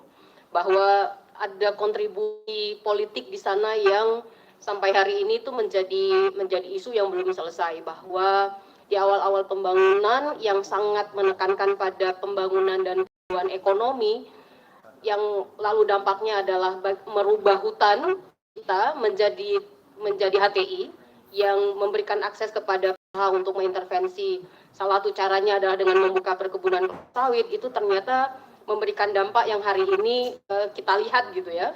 Dan bagaimana kerusakan hutan itu ternyata persoalan yang sangat serius gitu. Tapi mitigasi tidak sesuai dengan isu yang terjadi gitu. Baik, itu kita simpan dulu. Saya tahu adik-adik mahasiswa, Bapak dan Ibu sudah punya banyak pertanyaan yang nanti akan ditanyakan kepada narasumber. Disimpan dulu karena kita masih punya 2 narasumber yang akan melihat dengan perspektif yang beragam. Dari Prof. Lukman dan dari Ibu Fatimah kita belajar tentang fakta-fakta empiris terkait dari isu lingkungan ini. Kita sekarang akan kembali lagi melihat secara normatif bagaimana agama-agama itu melihat isu lingkungan. Kita akan persilahkan segera hari ini Bapak calon profesor Pak Mawardi, Dr. Mawardi STHI MA. Beliau salah seorang pakar di bidang moderasi beragama. Kita bisa panggil beliau adalah Bapak Moderasi Beragama karena beliau sebelumnya adalah instruktur nasional salah satunya, tapi beliau juga Bapak Rumah Moderasi Beragama UIN Araniri Banda Aceh periode sebelumnya. Hari ini beliau adalah Wadek 3, jadi mahasiswa Fakultas Usuluddin pasti sangat populer di kalangan mahasiswa. Dan beliau tidak hanya akademisi di bidang studi tentang kerukunan umat beragama, beliau juga praktisi. Ya, beliau terlibat dalam FKUB, ya, aktif di FKUB di Banda Aceh. Banda Aceh atau Aceh Besar, Pak? Aceh Besar. Oke.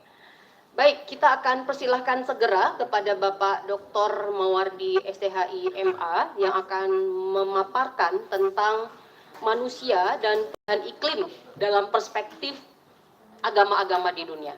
Waktu dan tempat kami persilahkan. Assalamualaikum warahmatullahi wabarakatuh. Alhamdulillahirrabbilalamin. Wassalatu wassalamu ala ashrafil anbiya'i wal mursalin wa ala alihi wa sahbihi ajma'in, amma ba'. Puji syukur kehadiran Allah subhanahu wa ta'ala. Salawat salam kepada baginda Rasulullah sallallahu alaihi wasallam. Ta'zim keikraman kami kepada Bapak Dekan dan seluruh para unsur pimpinan Fakultas Usuluddin Ambil Safat. Kemudian juga penghormatan kami kepada seluruh para presenter hadir, guru kita bersama Prof. Lukman, Ustadz Dr. Muhammad Zaini, kemudian Prof. Abdul Hanis, kemudian guru kita juga Ustadz Azwardi, Bu Fatimah Syah. Kemudian penghormatan kami dan apresiasi kami pada Ketua Panitia beserta seluruh para panitia yang telah menyukseskan kegiatan ini. Ibu Moderator, hadirin hadirat yang dimuliakan Allah Subhanahu wa taala. Terima kasih atas waktu yang diberikan kepada kami. Dalam waktu yang singkat ini kami mencoba untuk menyampaikan presentasi kami, makalah kami terkait tentang manusia dan perubahan iklim dalam perspektif agama-agama dunia. Tema ini kami pilih untuk menyesuaikan tajuk yang disampaikan oleh panitia, bahwa tema kita pada hari yang berbahagia ini menyangkut tentang multidisipliner dalam kajian keilmuan usuluddin. Maka sebagai salah satu dosen di studi agama-agama, studi agama-agama, kami memilih tema ini untuk mewarnai perspektif lain kajian tentang perubahan iklim, lingkungan ataupun alam. Tadi kita sudah mendengar bagaimana Pak Prof. Abdul Hanis menyampaikan tentang metodologi studi Al-Quran, kemudian Ustadz Muhammad Zaini lebih banyak menyampaikan tentang lingkungan, isu lingkungan dalam perspektif Al-Quran, kemudian Prof. Lukman dari kajian teologinya, kemudian Bu Fatimah dari kajian sosiologinya, kami dari SAA, biar anak-anak SAA juga semangat, bahwa di SAA itu juga kita punya punya wadah, punya ruang lingkup, punya tempat bagi kita untuk mengkaji isu lingkungan, isu perubahan iklim dari kajian teologi kita, agama-agama dunia. Ya, maka saya mewakili keluarga besar SAA untuk mempresentasikan tema ini pada kesempatan yang berbahagia ini. Izin Prof. Bapak Ibu yang kami muliakan, dalam kesempatan ini saya berangkat dari 3 rumusan besar, menjawab 3 rumusan masalah besar dalam makalah ini. Yang pertama adalah apa itu perubahan iklim dan apa itu ekoteologi. Jadi perubahan iklim itu adalah berubahnya iklim yang diakibatkan langsung maupun tidak langsung oleh aktivitas manusia, sehingga menyebabkan perubahan komposisi atmosfer secara global dan perubahan variabilitas iklim alamiah yang teramati pada kurun waktu yang dapat dibandingkan. Ini adalah perspektif kami yang kami belajar studi agama. Ini adalah pengertian perubahan iklim. Sementara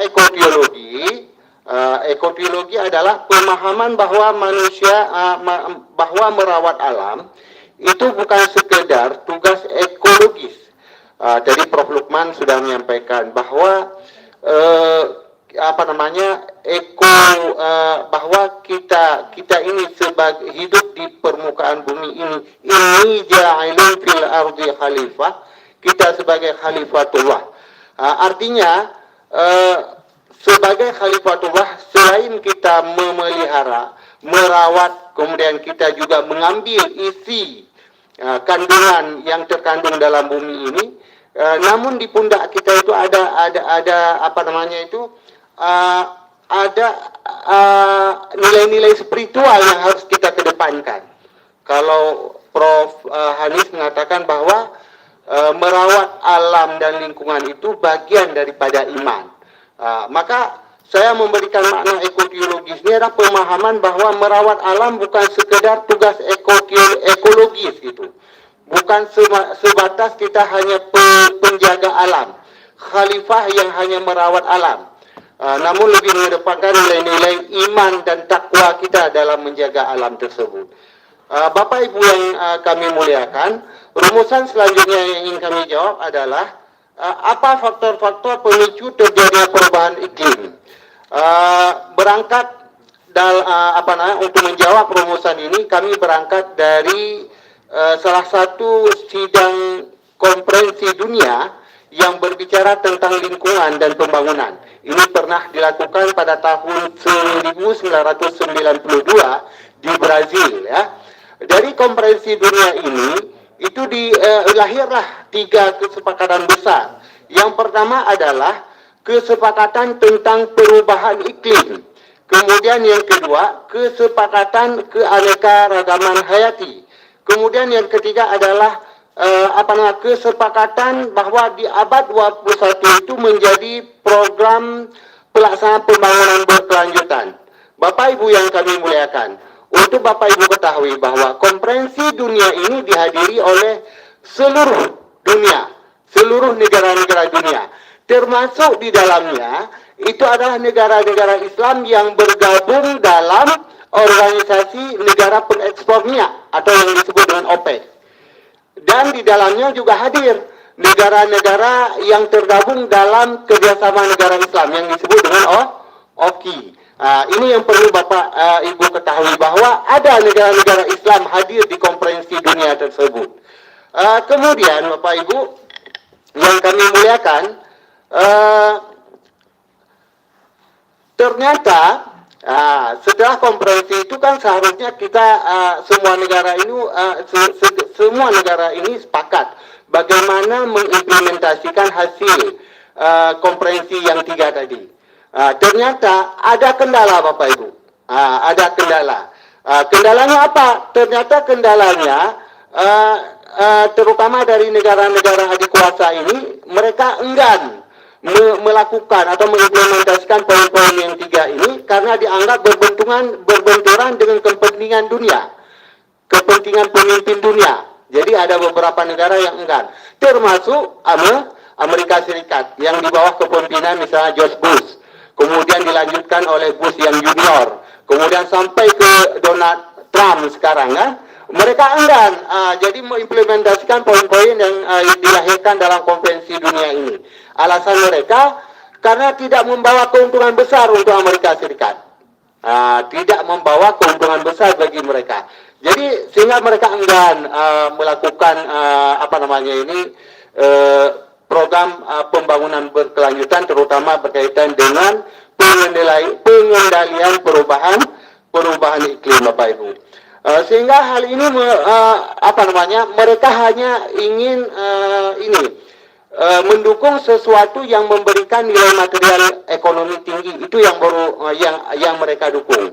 Yang tidak memberikan nilai ekonomi tinggi itu negara-negara seperti Amerika itu kurang mendukungnya. Sehingga kami punya satu semboyan, hasil semaksimal mungkin di dalam tempo yang sesingkat-singkatnya.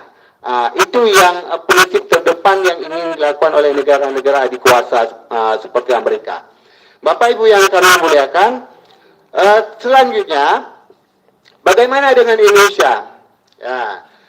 Indonesia pada tanggal 3 Juli 2020 itu pernah slide berikutnya deh. Slide berikutnya. Ya, Indonesia di tanggal 3 Juli 2020 itu pernah menerima dana sebesar 813 miliar dari Norwegia. Jadi dana ini untuk program menurunkan emisi CO2 sebesar 11,2 juta ton, Bapak Ibu. Jadi dana yang diberikan kepada Indonesia 812 miliar ini bukan dana cuma-cuma, Bapak Ibu. Ini sebagai reward, sebagai penghargaan dunia terhadap Indonesia yang menurut data yang kami dapatkan bahwa di tahun 2020 itu Indonesia mampu menurunkan persentase kebakaran hutan dan kerusakan hutan, sehingga diberikanlah reward untuk negara Indonesia pada saat itu. Bapak Ibu yang kami muliakan, maka pada kesempatan yang berbahagia ini kami dari dosen prodi studi agama-agama mencoba menelisik atau menguak beberapa kitab suci, ya, beberapa kitab suci. Ternyata Bapak Ibu, bicara tentang bab yang cukup penting pada hari ini, perubahan iklim dan lingkungan, dengan kondisi kita yang mendapatkan sedang menghadapi bencana ini. Ternyata dalam kitab Perjanjian Baru dan Perjanjian Lama, Kristen, Katolik, Protestan, mereka juga bicara tentang lingkungan hidup, Bapak Ibu, tentang perubahan iklim. Kemudian dalam agama Hindu, dalam kitab Veda, mereka juga bicara tentang lingkungan, Bapak Ibu. Kemudian dalam agama Konghucu, dalam kitab Sisu, itu mereka juga bicara tentang lingkungan hidup. Kemudian Buddha, dalam kitab Upanishad, mereka juga bicara tentang bicara tentang lingkungan hidup. Apalagi Al-Quran, Bapak Ibu. Kita sudah mendengar dari papasan daripada Ustaz Zaini. Ternyata Al-Quran juga menampung, membicarakan tentang persoalan lingkungan hidup cukup lebar, cukup besar, Bapak Ibu. Jadi inilah mungkin keunikan kami dari studi agama-agama. Kami ingin melihat sudut bagaimana perspektif agama-agama dunia terkait dengan perubahan iklim dan ekoteologi ini, Bapak Ibu. Bapak Ibu yang kami muliakan, pada dasarnya semua agama yang kami pelajari, yang kami sebutkan tadi itu itu mengajarkan kepada umatnya masing-masing agar terciptanya keharmonisan, keselarasan hidup antara manusia, Tuhan dan alam, Bapak Ibu. Kemudian semua agama juga mengutamakan pengembangan diri manusia yang utuh, terutama dalam menjaga, merawat lingkungan hidup, agar bisa menekan terjadinya perubahan iklim, Bapak Ibu. Yang pertama, di slide selanjutnya, Bapak Ibu, kami ingin memaparkan tentang bagaimana Islam bicara tentang perubahan iklim. Untuk mempersingkat waktu, saya pikir Islam sudah dipaparkan lebih luas oleh Pak Zaini tadi. Kami hanya menyampaikan sedikit bahwa pandangan Islam terhadap perubahan iklim dan dampaknya berkaitan dengan akumulasi praktek penyimpangan moral dalam menyikapi anugerah kekayaan alam berupa energi, air, dan sumber daya alam lainnya. Ini merupakan nikmat Allah Subhanahu wa Ta'ala yang harusnya direspon dengan rasa syukur, Bapak Ibu. Namun akibat moral yang jauh dari tuntutan agama, menjadi rasa syukur malah berganti penyalahgunaan sumber daya alam. Pengingkaran atas beban kewajiban agama sebagai khalifatullah di permukaan bumi ini. Kemudian slide selanjutnya. Ini Bapak Ibu, ini adalah salah satu imam di gereja Katolik. Jadi dalam konteks gereja Katolik, Bapak Ibu, tanggapan resmi gereja Katolik atas persoalan perubahan iklim itu dapat dibaca dalam ensiklik Laudato, Bapak Ibu. Paus Fransiskus pernah menyuarakan bahwa manusia itu kewajiban moral dan spiritual untuk merawat ekosistem bumi dan menanggapi berbagai bentuk krisis ekologi. Ini Prof. Lukman. Jadi Prof. Lukman menyatakan, Pak Prof. Abdul Haris mengatakan tadi menjaga dan merawat alam itu bagian daripada iman.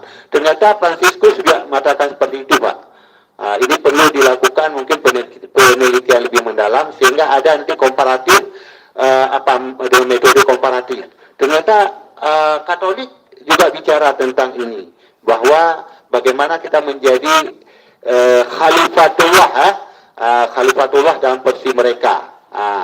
Bapak Ibu yang kami muliakan, lebih mendalam nanti mungkin dalam bab diskusi. Kemudian selanjutnya untuk mengingat waktu, mempersingkat waktu, Protestan juga bicara tentang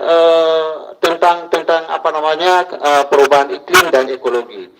Jauh sebelum sidang raya PGI Persatuan Gereja Indonesia yang ke-15 tahun 2009, itu PGI telah membahas tentang krisis ekologi, ya.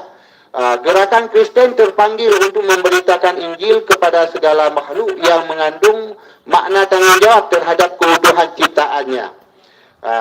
Kemudian mandat Tuhan kepada gereja adalah untuk mengusahakan dan memelihara segala ciptaannya. Ini terdapat dalam kitab Kejadian ayat yang ke-15. Adik-adik mahasiswa SA nanti perlu mengutip ini, mungkin mau melakukan penelitian lebih mendalam, ya. Kemudian gereja-gereja di Indonesia juga berkomitmen untuk mengatasi masalah-masalah agraria seperti yang disampaikan oleh Bu Fatimah tadi, dan sumber daya alam, ya. Dalam perundingan dan diskusi gereja-gereja di Indonesia pada sidang raya PGI yang ke-16 yang terbaru tahun 2014, itu PGI melihat bahwa kerusakan memang menjadi akar daripada krisis ekologi. Untuk merespon situasi ini, maka gereja Kristen Protestan menyuruh jamaatnya untuk menguatkan kembali nilai-nilai spiritualitas, kekristenan sebagaimana Tuhan Yesus memberikan petunjuk untuk hidup dalam perspektif kecukupan, Bunda. Bunda Husna. Ternyata dalam Protestan juga itu Bunda sering menyampaikan kepada kami. Ternyata di Protestan kami juga dapat, Bunda, kata-kata yang seperti ini. Dalam salah satu ayat disebutkan, berilah kami makanan secukupnya. Kita harus hidup dalam kecukupan dan memastikan ciptaan lainnya tercukupi. Tercukupi kebutuhannya. Ini terdapat dalam kitab Matius, Bunda, ya, ayat 12. Ini informasi baru untuk Bunda.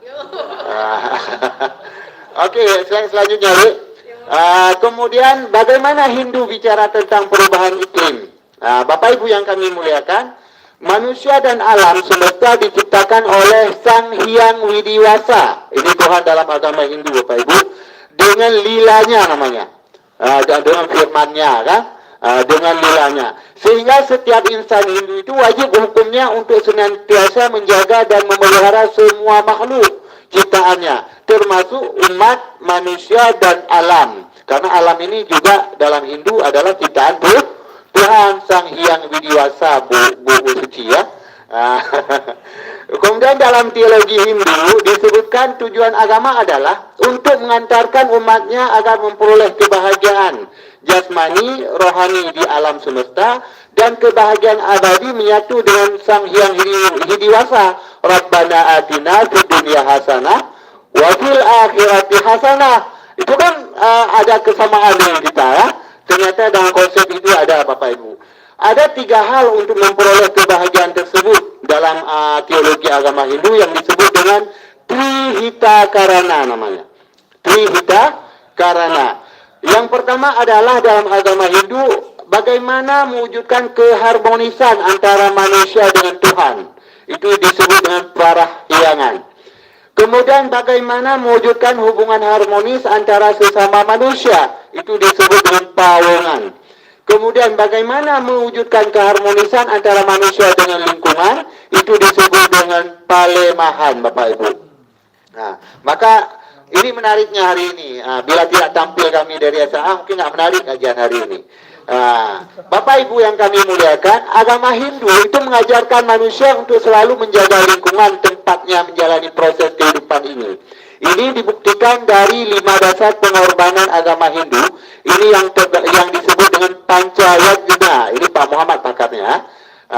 Salah satunya adalah namanya Buddha Yajna. Harus pasir bacanya. Jadi kami dari studi agama tidak saja Al-Quran pasir. Baca kitab-kitab mereka juga harus pasir, Pak Prof. Jadi dalam bab Buddha Yajna disebutkan ritual persembahan suci kepada alam lingkungan sebagai wujud terima kasih dan cinta kasih manusia kepada Tuhan yang telah menciptakan alam lingkungan untuk membantu kehidupan manusia. Makanya Profluman ini persembahan yang dilakukan oleh masyarakat Kampung Profluman, ya. Ada ritual di sana. Ketika daging sudah masak, maka diambil oleh pawang, dibawa kepada pohon besar, dipersembahkan dulu sebelum makan masyarakat. Ini dalam Hindu disebut dengan budaya jena, Pak Lukman.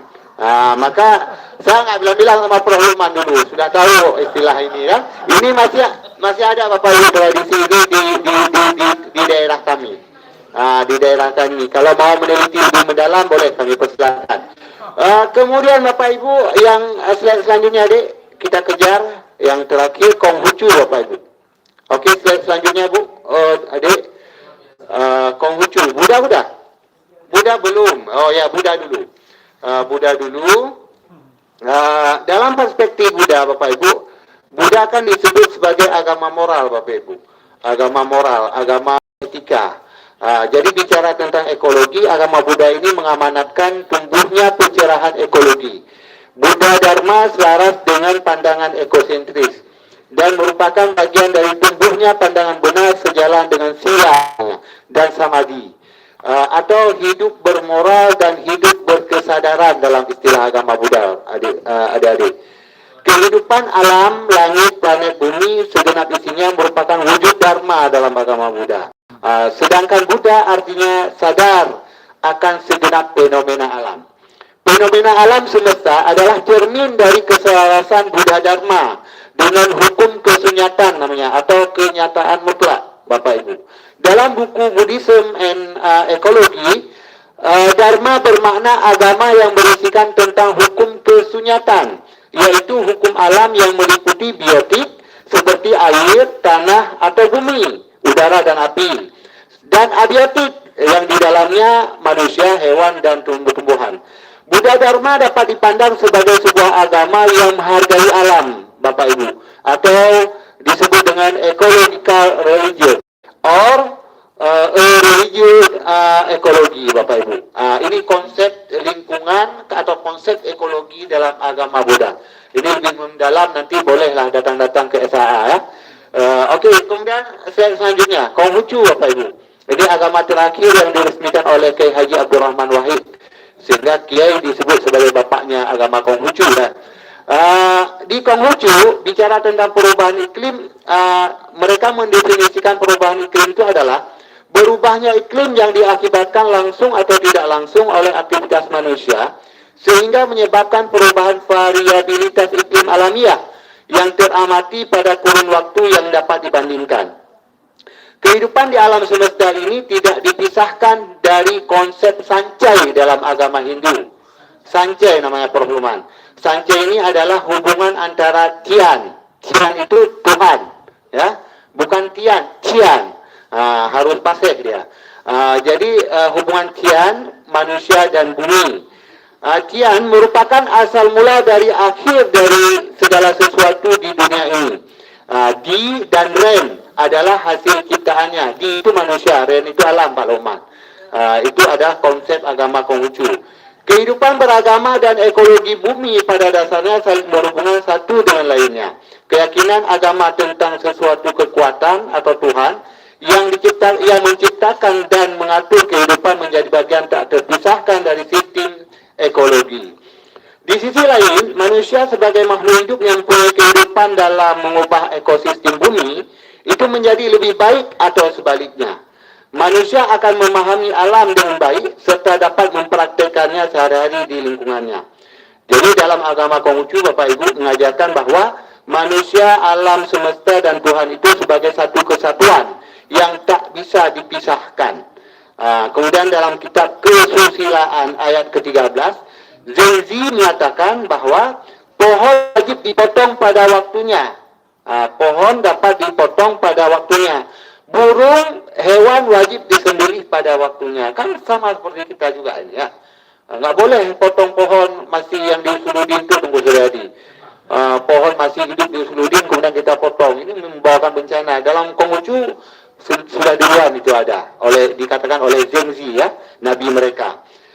Jadi Nabi bersabda, Zengzi bersabda, sekali memotong pohon, itu sekali menyembelih hewan tidak pada waktunya, itu melanggar laku bakti atau hukumnya haram bagi kita. Ini adalah konsep Konghucu tentang perubahan iklim, lingkungan, dan manusia, Bapak Ibu. Jadi slide selanjutnya, Dek.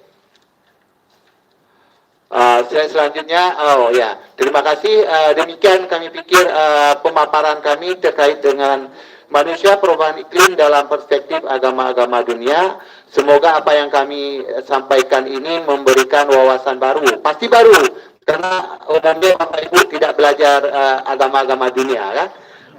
Makanya prodi kami itu angker. Bapak Ibu nggak mau datang ke prodi kami, karena di prodi kami ada semua kitab suci, Bapak. Semua kitab suci, jadi angker prodi kami. Jadi apa yang kami sampaikan ini menjadi wawasan terbaru, wawasan berharga Bapak Ibu. Terutama ini adalah informasi penting dalam menjaga keberlangsungan perubahan iklim. Itu bahasa Inggrisnya, ya. Bahasa Inggris biarlah Pak Arfian nanti yang baca. Kami bahasa Indonesia saja. Demikian, wallahul muwaffiq ila aqwamit thoriq. Assalamualaikum warahmatullahi wabarakatuh. Waalaikumsalam warahmatullahi wabarakatuh. Baik, terima kasih Pak Mawardi yang sudah membuka wawasan kita untuk melihat isu ekoteologi kemudian dilihat dalam perspektif agama dunia. Jadi ini membuka wawasan kita untuk bisa lebih terbuka dalam berpikir bahwa ternyata ada satu kesamaan dalam hal hampir semua agama itu menjadikan bumi, alam, manusia itu seperti satu kesatuan gitu ya.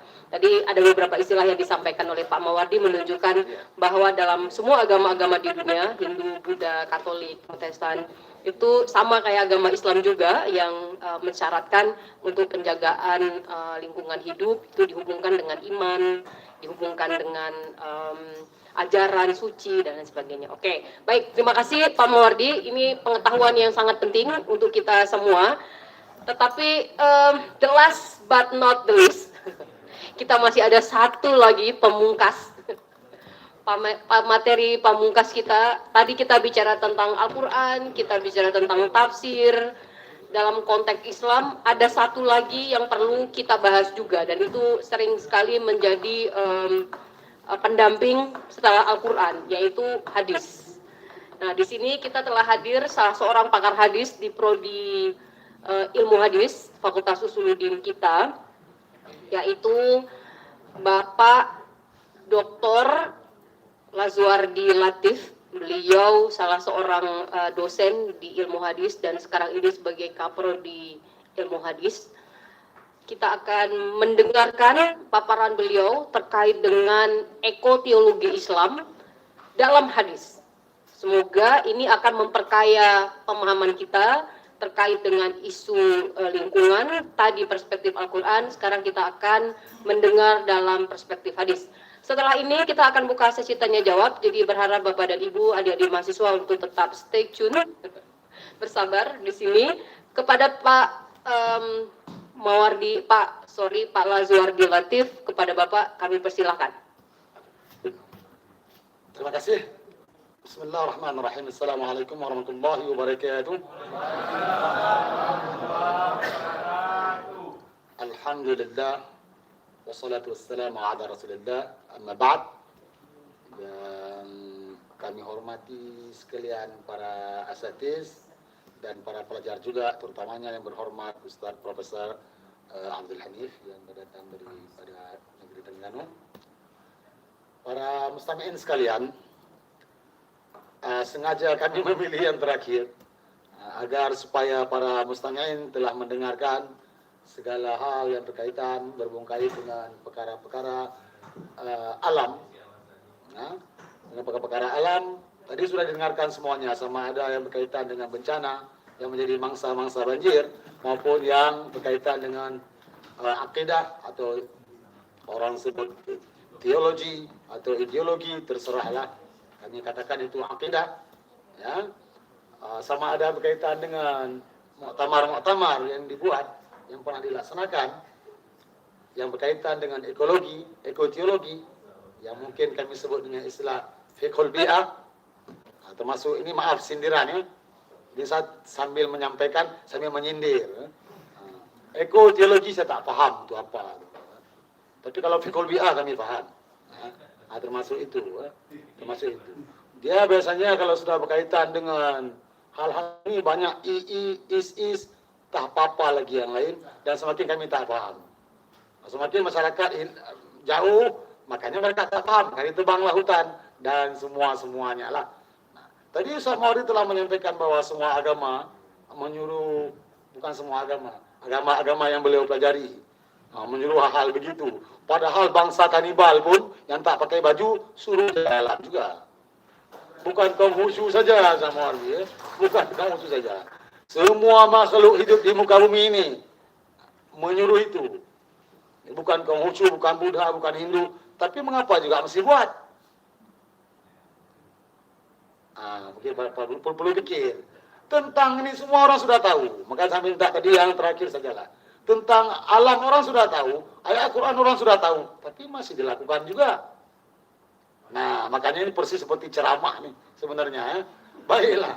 Nah, apa yang tadi telah disampaikan oleh Profesor Abdul Hanif dan Ustaz Zaini juga, dan termasuk Prof. Lukman dan Ustaz Mawardi dan Ibu Fatimah Syam, mungkin di sini kita secara ilmiah, secara akademik, mungkin hendak membuktikan sedikit apa betul itu menjaga lingkungan atau fiqhul bi'ah itu bahagian daripada iman. Atau apa fiqhul bi'ah? Atau itu sudah ini binatang apa ini? Sudah aneh ini kan? Fiqhul bi'ah aja kita nggak pernah dengar lagi karena orang sekarang sudah bicara is, earn, dan semuanya kan?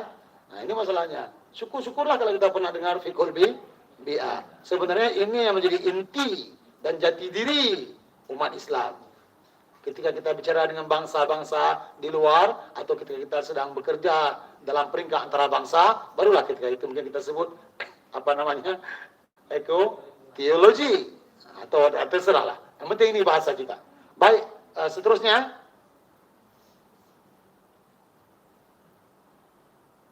Di sini berkaitan dengan mungkin kami tak bincangkan lagi prioritas lama bagi Muslim. Isu global, hajat mendesak, mungkin kita tak bincangkan lagi. Seterusnya, juga tentang konferensi, muktamar, konferensi pula sekarang. Perkataan muktamar Ustaz Profesor Abdul Hanif sudah tiada di sini.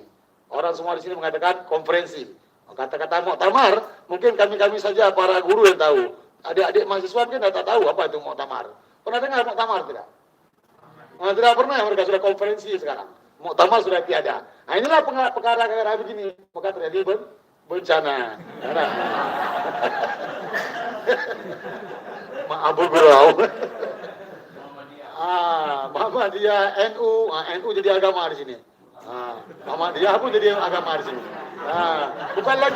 Bukan lagi perhimpunan di sini NU itu. Agama itu sendiri. Makanya terjadi bencana. Terus.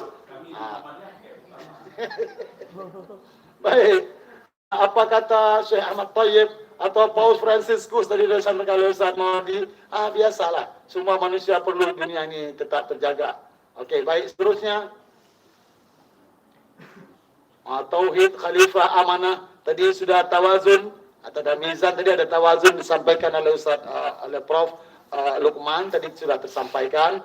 Bahwa khalifah juga tersampaikan oleh Ustaz Mawardi juga bahwa manusia di muka bumi ini bukan malik, bukan kita yang pemiliknya, tapi kita khalifah, pengelola. Kita pengelola di bumi ini. Makanya begitu juga disampaikan dalam harta. Wa anfiqu minna ja'alnakum mustakhlifina fi.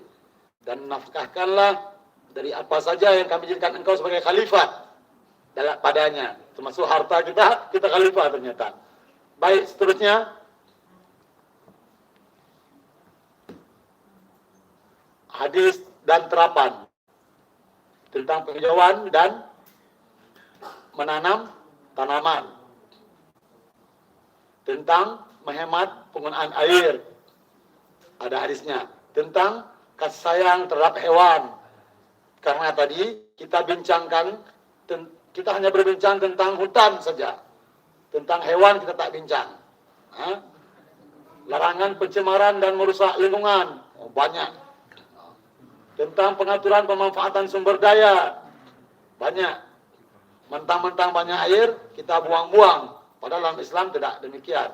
Bahkan untuk berwuduk saja. Dalam sungai pun kita harus berjimat, berhemat. Agar tidak membuat pentadbiran. Terus, tentang kekhalifahan. Oke, seterusnya ya. Penghijauan dan menanam tanaman. Ini yang tadi yang Ustaz Zaini sebutkan. Hadis ini telah kita hafal sejak kita dari sekolah menengah awal. Di sekolah kita MSen dulu, masih masa sanawiyah, kami sudah menghafal ini. Tapi kami tidak tahu apakah di masa adik-adik ini sudah dikasih ini atau sudah tidak dikasih lagi. Sudah dikasih moderasi sekarang. Nah, ada mungkin tidak yakin. Tidak yakin, ya. Ya, tidak yakin, ya. Nah, baiklah. Maka seperti ceramah ini Ibu moderator, kita baca saja biar nampak seperti apa nama presenter, ya. Baik. Ma min muslim yaghrisu gharsan أو يزرع زرعا فيأكل منه طير أو إنسان أو بهيمة إلا كان له به صدقة. Barang siapa dari siapapun daripada muslim yang menanam tanaman, sama juga yazra' zar'an, menanami tanaman. Fayakulu minhu tayr, dimakan oleh burung tanamannya, dimakan oleh manusia tanamannya, dimakan oleh binatang yang melata tanamannya. Di situ ada sedekah. Nah, sekarang kita marah-marah kan? Jangankan sengaja menanam untuk biar dimakan jadi sedekah, apa namanya, yang kita tanam sikit dimakan orang sih kita aja marah. Oke, seterusnya. Ini yang hendak dibincangkan sebenarnya. Ini yang hendak kami bincangkan sebenarnya. Tapi biarlah ini yang menjadi pokok dan pembahasan utama kita, seperti apa sikap atau ajaran Nabi Muhammad dan umatnya. Ini hadis ini diriwayatkan oleh Imam Ahmad dalam musnadnya, oleh Imam Al-Arnaud di antaranya mengatakan hadis ini sahih berdasarkan ala syarti Muslim, berdasarkan syarat Muslim. Ini bagi adik-adik yang belajar hadis. Juga ini kalau tidak salah, maaf kalau kami salah, ingat diriwayatkan pula oleh Imam Al-Bukhari dalam Al-Adab Al-Mufrad, tapi bukan dalam sahih. Ya, tapi di antara yang kami tahu yang mensahihkan hadis ini adalah Imam Al-Arnaud, juga Syekh Al-Albani, Nasiruddin Al-Albani. Bagaimana hadisnya? Ini yang terpenting kami kira. Hadisnya adalah in qamatis sa'atu wa biyadikum fasilah فإن استطاع ألا يقوم حتى يغرسها فليفعل. Dalam hadis lain disebutkan, dalam riwayat yang lain, bukan alla yaqum itu. Tapi kemudian dalam slide kami di sini alla yaqum. Dalam riwayat lain disebut alla taqum. Fa in istata'a alla taquma hatta yaghrisaha falyaf'al. Andai kiamat datang, in qamatis sa'ah, andai kiamat datang, wa biyadi ahadikum fasira, di tangan salah seorang kalian ada bibit, fa in istata'a alla yaquma, jika dia masih sempat menanam sebelum kiamat datang, falyaf'al, hendaklah ia lakukan itu. Begitu ajaran Rasul. Apa guna bentar lagi kiamat kita masih menanam? Tapi begitu ajaran Rasul. Baik, mungkin di sini kita perlu membuat pemerhatian sedikit, membuat sedikit renungan. Fasilah itu, dasar fasilah, bijian atau biji apa itu? Benih kurma. Itu fasilah. Benih kurma itu fasilah. Ya Rasul tentulah bicara, takkan beliau katakan suruh tanam ketapang, ya kan? Atau biji pisang, atau biji buah manggis, tidak ada di Mesir, tidak ada di Arab, ya kan? Ini biji kurma fasilah, tapi maksudnya sinilah benih. Ya termasuk benih ganja kata beliau, ya mungkin juga, ya. Yang hendak kita bincangkan di sini, apa manfaatnya, apa gunanya sebentar lagi kiamat, sementara masih disuruh tanam benih. Ringkasnya, demikian pentingnya menjaga penghijauan, demikian pentingnya menjaga alam. Demikian pentingnya walaupun sebentar lagi kiamat. Dan yang sangat-sangat penting lagi adalah khairun nasi anfa'ahum linnas. Sebaik-baik manusia adalah yang berguna ke manusia lain. Apa guna kepada si penanam? Padahal sebentar lagi kiamat akan datang. Tapi Islam tak menyuruh apa akan berguna kepadamu. Disuruh ya lakukan. Ini juga isyarat sebenarnya. Isyarat tentang yang seperti disampaikan Ustaz Zaini tadi. Tidak hanya melihat kepada manfaat bagi diri sendiri, tapi juga berpikir untuk manfaat ke orang lain. Karena sebenarnya diri sendiri pun telah mengambil manfaat dari apa yang dilakukan oleh orang lain. Baik, di sini penting sedikit kita hidup dengan alam kita. Karena ada mental di kita yang kadang-kala masih sangat primitif. Maaf kami katakan primitif. Karena tidak perlu lagi dibela-bela, dibangga-bangga yang primitif-primitif itu. Sudah patutnya ditinggalkan. Baik. Khairun nasi anfa'ahum linnas. Sebaik-baik manusia adalah yang paling berguna kepada manusia lain. Inilah diantaranya. Sebentar lagi kiamat, masih ada benih disuruh tanam. Padahal kepada yang penanam tidak ada manfaatnya. Wal yakhshal ladzina law taraku min khalfihim dzurriyyatan dhi'afan khafu 'alaihim. Hendaklah takut kalian ini atau mereka itu orang-orang yang meninggalkan keturunan yang lemah. Lemah ekonomi kah? Lemah kesehatan kah? Lemah apa saja. Berarti kita harus melakukan apa juga yang dapat memperkuat mereka, yang dapat melestarikan, mengekalkan hidup mereka. Baik, berkaitan dengan ini, sering kita di sini, bukan di sini, di Indonesia, kita pegatnya untuk tanya tanding memimpin, ngancam manfaat gop. Tolong direnungkan. Tolong direnungkan. Hai tamabihnya. Pakan, tak ada kabeh. Lidah bubur ngancam manfaat orang lain. Tolong direnungkan. Dan ini yang sering terjadi. Padahal umat Islam tidak begitu mentalnya dididik. Umat Islam dididik memang mental bangsawan. Punya bangsa dia yang dia jaga. Berarti yang telah menebang hutan itu jelata. Dia tidak punya bangsa. Yang dia pikir hanya dirinya sendiri.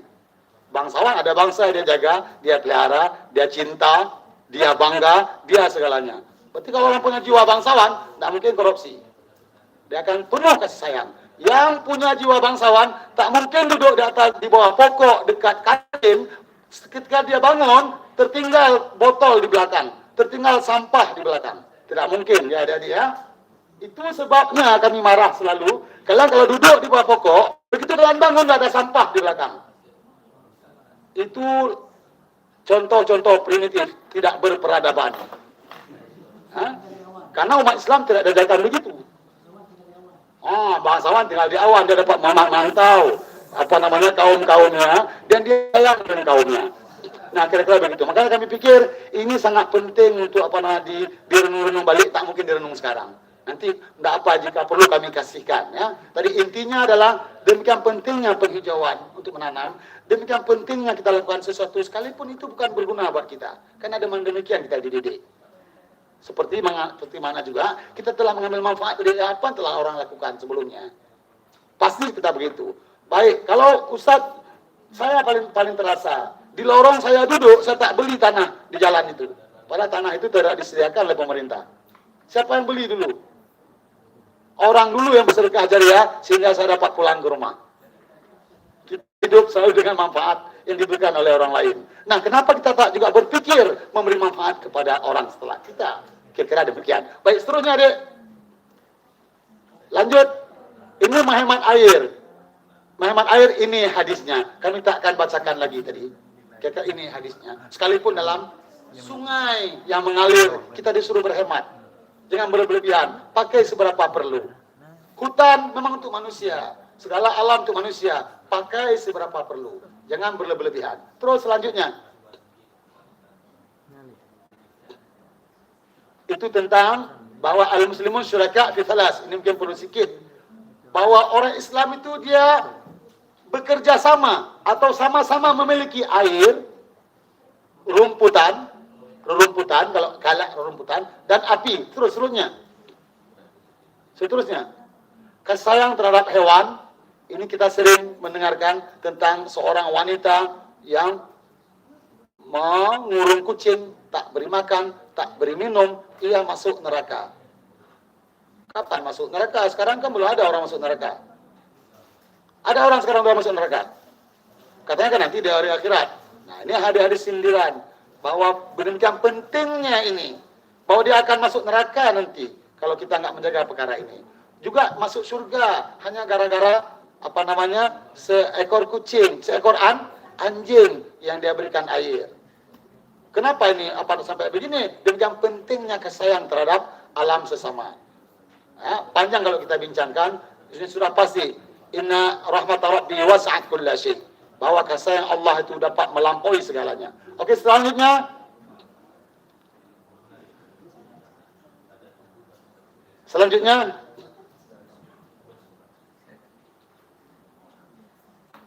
Oke, termasuklah tidak boleh kita berkencing, membuang air kecil di tempat di air yang tak mengalir, juga tak apalagi membuang air besar. Dan selanjutnya terus terlalu banyak tentu data kalau kita bincangkan, sementara waktu kita sedikit. Terus selanjutnya, baik tinggal dibaca, kami pikir nanti kepada adik-adik akan kami berikan ya. Selanjutnya sudah dibincangkan juga tadi. Terus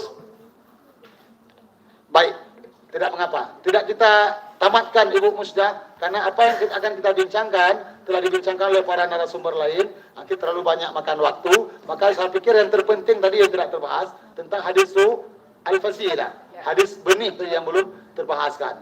Baik, demikian, mohon maaf atas segala kekurangan. Billahi taufik. Assalamualaikum warahmatullahi wabarakatuh. Waalaikumsalam warahmatullahi wabarakatuh. Terima kasih untuk semua narasumber yang sudah memberikan paparan dari perspektif yang beragam. Saya pikir nanti kita akan simpulkan di akhir semua materi dari sesi kita ini. Saya tahu Bapak dan Ibu para mahasiswa sudah sangat antusias untuk bertanya. Saya segera persilahkan. Waktu kita sebenarnya sampai dengan jam 12. Barangkali kita sepakati saja, barangkali jam 12 lewat 15 menit atau 20 menit kita padai. Jadi saya akan membuka sesi pertama untuk tanya jawab. Saya akan berikan kesempatan untuk 4 penanya pertama, 2 dari sebelah kanan saya dan 2 dari sebelah kiri saya. Boleh mahasiswa atau para dosen, para peneliti dan yang lain untuk menyampaikan pertanyaan. Mungkin pertanyaan langsung to the point, diarahkan ke penanya, ke narasumber yang mana pertanyaannya diarahkan. Oke, baik, 2 dari sini, ya silakan adik mahasiswa dulu, sebutkan nama, dari prodi apa, dan ditanyakan kepada siapa. Silakan, ya, berdiri, ya silakan. Assalamualaikum warahmatullahi wabarakatuh.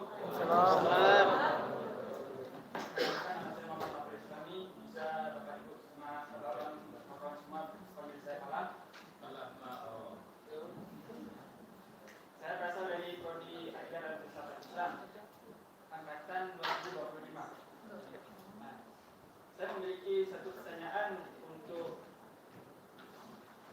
Profesor Lukman. Ya, silakan. Nah, seperti yang dicontohkan di dalam contoh slide kedua dari Siapa?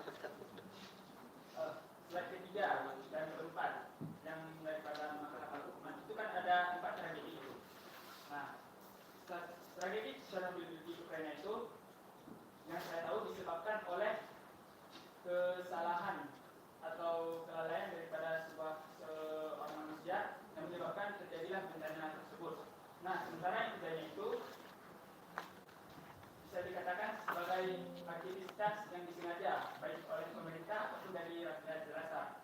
Nah, pertanyaan saya, bagaimana tanggapan Bapak Profesor terhadap tragedi ini menurut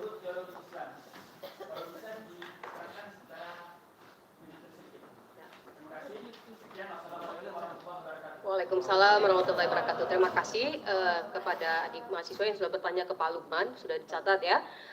Pertanyaan yang kedua, silakan sebelahnya, silakan Pak. Ya.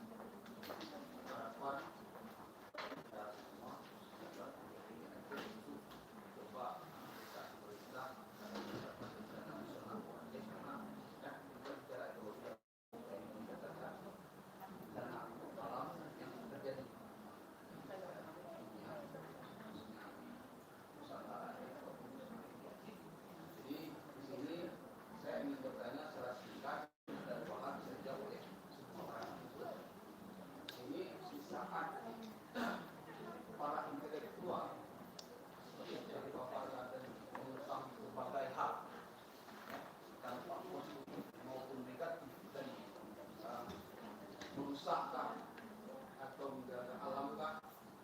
Ini di mana posisi para intelektual yang katanya profesor, doktor, ulama,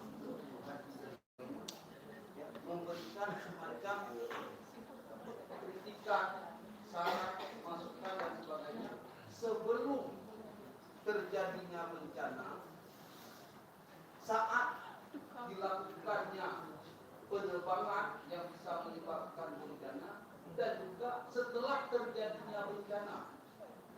Di mana posisi mereka yang katanya profesor, doktor, lingkungan, dosen yang berangkat kalau nggak buat kayak ini kami akan mendoakan bahwa pemimpin akan hancur, akan rusak negara ini. Yang banyak kita lihat hari ini banyak mencari titik aman. Ya, hanya merepetnya di panggung tersembunyi, tapi di dalam forum besar yang sehingga pemerintah takut kalau mau mengambil tindakan. Kalau udah gehem sama ulama misalnya, pasti nggak usah bahaya sama ulama bahaya ini. Salah kita naik ke berkah lawan saja. Sehingga tidak ada keberanian pemerintah untuk melakukan tindakan. Tapi hari ini ternyata sebelum dipotongnya ataupun ditebangnya kan ulama tahu, profesor doktor tahu, dan polisi ada hutan di ada polisi hutan, polisi udara, itu lagi perhutanan air. Masa mereka bodoh tolol? Mungkin bodoh tolol. Ini sembunyi dari ketololan, sembunyi mereka. Profesor doktor nggak apa-apa, pakar naudzubillah menjadi di dunia maupun khususnya di Nusantara, apalagi di Aceh, katanya profesor doktor. Itu kok profesor doktor? Saya nggak mau menjadi doktor kalau hanya gajinya ya. Sementara seperti Ustaz Al-Ghazali katakan tadi, regenerasi kita jadi penonton, akhirnya jadi korban. Termasuk saya hari korban juga, keluarga saya asalnya dari Vietnamia, korban juga yang di rumah saya veteran belum terlalu ngumpul yang tenang. Kalau enggak, doa ya Allah datanglah bantuan kan. Kalau sini nanti karena mati ya. Nah, jadi intinya bagaimana menurut Bapak Ibu peran tadi, bagaimana peran para pakar tadi, sehingga yang bukan dan didiskusikan hari ini, bincang hari ini sudah terjadi, ke depan mudah-mudahan tidak terjadi lagi. Jangan hanya dalam bentuk retorika belaka. Saya mau tambah dengan itu mungkin secara waktu, mohon maaf, lebih kurang. Assalamualaikum warahmatullahi wabarakatuh. Waalaikumsalam warahmatullahi wabarakatuh. Terima kasih. Dua dari sini, dari sebelah kanan, ya silakan, ya berdiri dan ya, sebutkan nama ya dari prodi mana, silakan.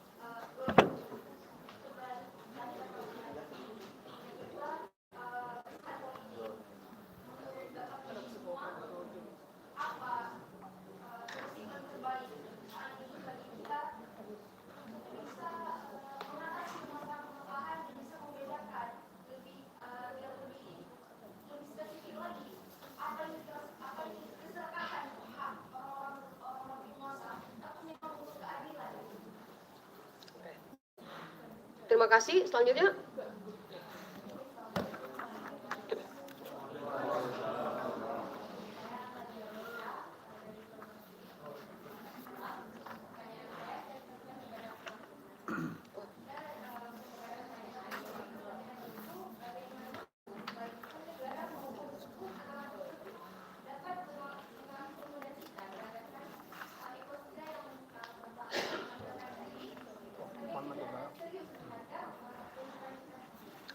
Baik, terima kasih kepada para pertanyaan dari para partisipan. Sepertinya ini ada primordialisme ya, mahasiswa akidah filsafat bertanya pada dosen akidah filsafat ya. Bagaimana kalau mahasiswa akidah filsafat bertanya pada dosen SAA atau dosen SA? Tapi oke, baik, ada 4 pertanyaan yang bagus. Segera kita persilahkan kepada para narasumber untuk menjawab. Mungkin semua baiknya direspon oleh semua narasumber karena pertanyaannya hampir-hampir mirip ya, yang bertanya tentang bagaimana aksi kita, bagaimana perspektif kita sebagai ilmuwan, akademisi, dosen, mahasiswa terhadap pengrusakan lingkungan yang terjadi secara masif ini. Saya mulai dari Prof. Lukman. Silakan untuk menjawab pertanyaan mahasiswanya, Pak. Lebih sedikit. Assalamualaikum warahmatullahi wabarakatuh. Senang sekali, ternyata banyak juga mahasiswa yang perhatian dengan apa yang kita sampaikan tadi. Dan saya yakin memang jawaban ini tidak bisa memberikan kepuasan yang sepenuhnya ya. Dan tidak mesti semua pertanyaan itu harus dijawab dan memuaskan. Kalau kita ingat riwayat dulu, Imam Hanafi itu saya katakan pernah ditanyakan 40 persoalan oleh muridnya.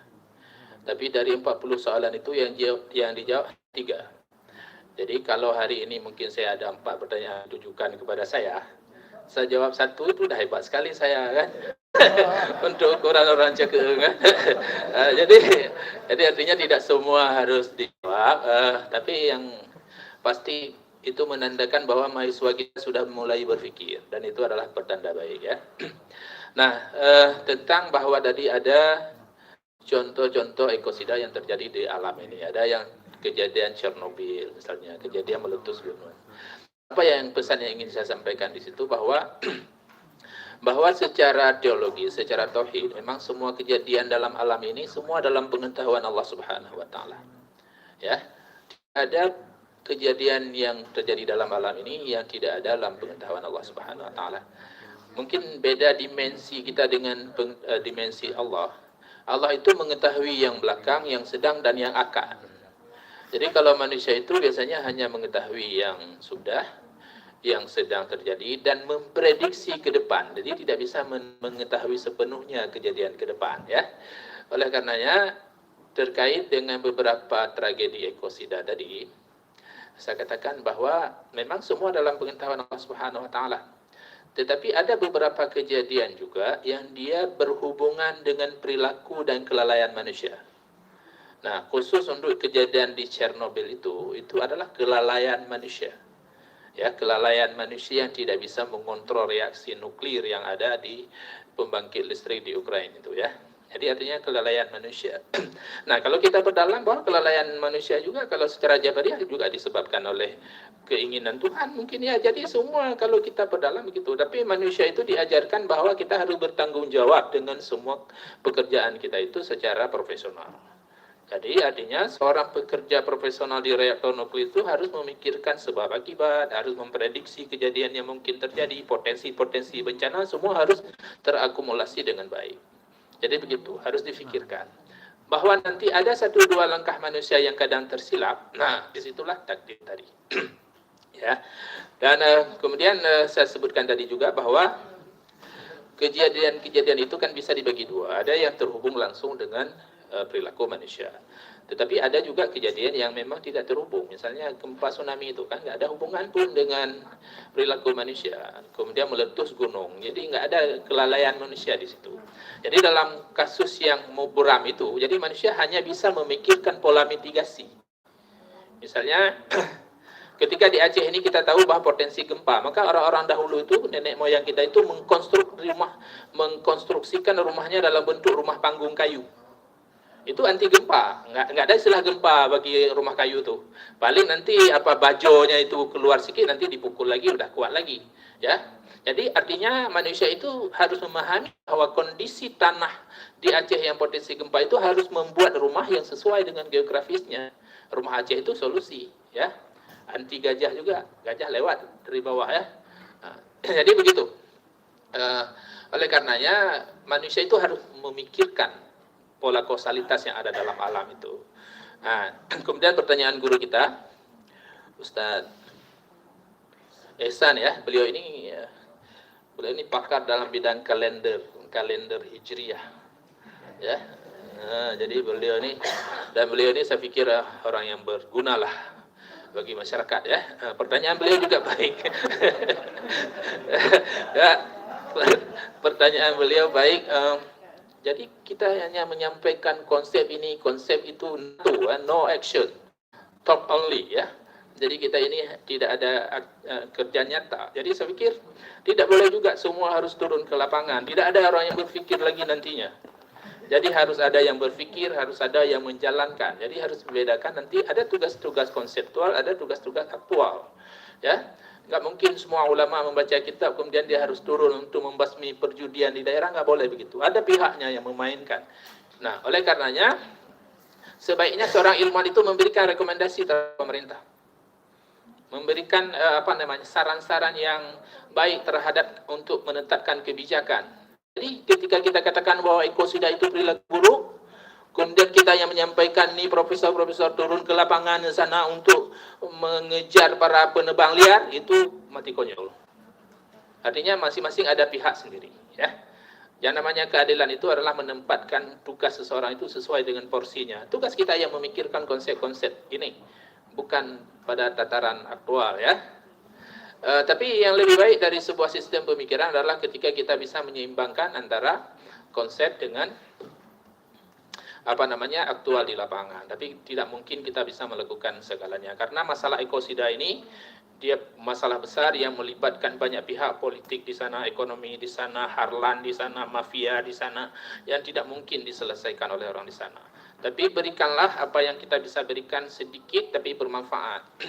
Kita ingat dulu ketika Namrud ingin dibakar, ya. Nabi Musa ingin dibakar. Nabi Ibrahim ingin dibakar dalam api oleh Namrud. Pada saat itu semua burung-burung itu berterbangan menghindar karena panas. Tapi ada satu burung pipit, dia pergi ke laut kemudian meneteskan air ke kobaran api itu. Jadi semua burung-burung lain tepuk tangan, apa yang kamu lakukan itu sia-sia itu. Enggak aktual kerja kamu, enggak rasional kerja kamu. Apa jawab burung pipit itu? Setidaknya dalam kehidupan saya sudah berupaya sekuat tenaga saya untuk membantu Nabiullah Ibrahim. Jadi artinya tidak ada amalan-amalan baik itu yang perlu ditertawakan, ya. Nah, jadi begitu. Nggak boleh kita menganggap bahwa pemikir itu nggak bermanfaat. Bermanfaat. Burung pipit aja satu tetes saya itu bermanfaat dianggap, karena sudah berusaha. Ya. Kemudian saya pikir yang lain sudah terjawab. Ini Suhaya dan Amalia, nanti kita akan belajar lagi ilmu kalam modern. Jadi saya pikir ini, memang manusia ini yang namanya tadi ada keresahan. Memang manusia ini diciptakan dalam keadaan resah. Innal khuliqal insana halwa. Manusia ini berkeluh kesah. Memang itu adalah sifat manusia. Ya, enggak ada manusia itu yang benar puas dengan apapun, tetapi artinya berilah yang terbaik.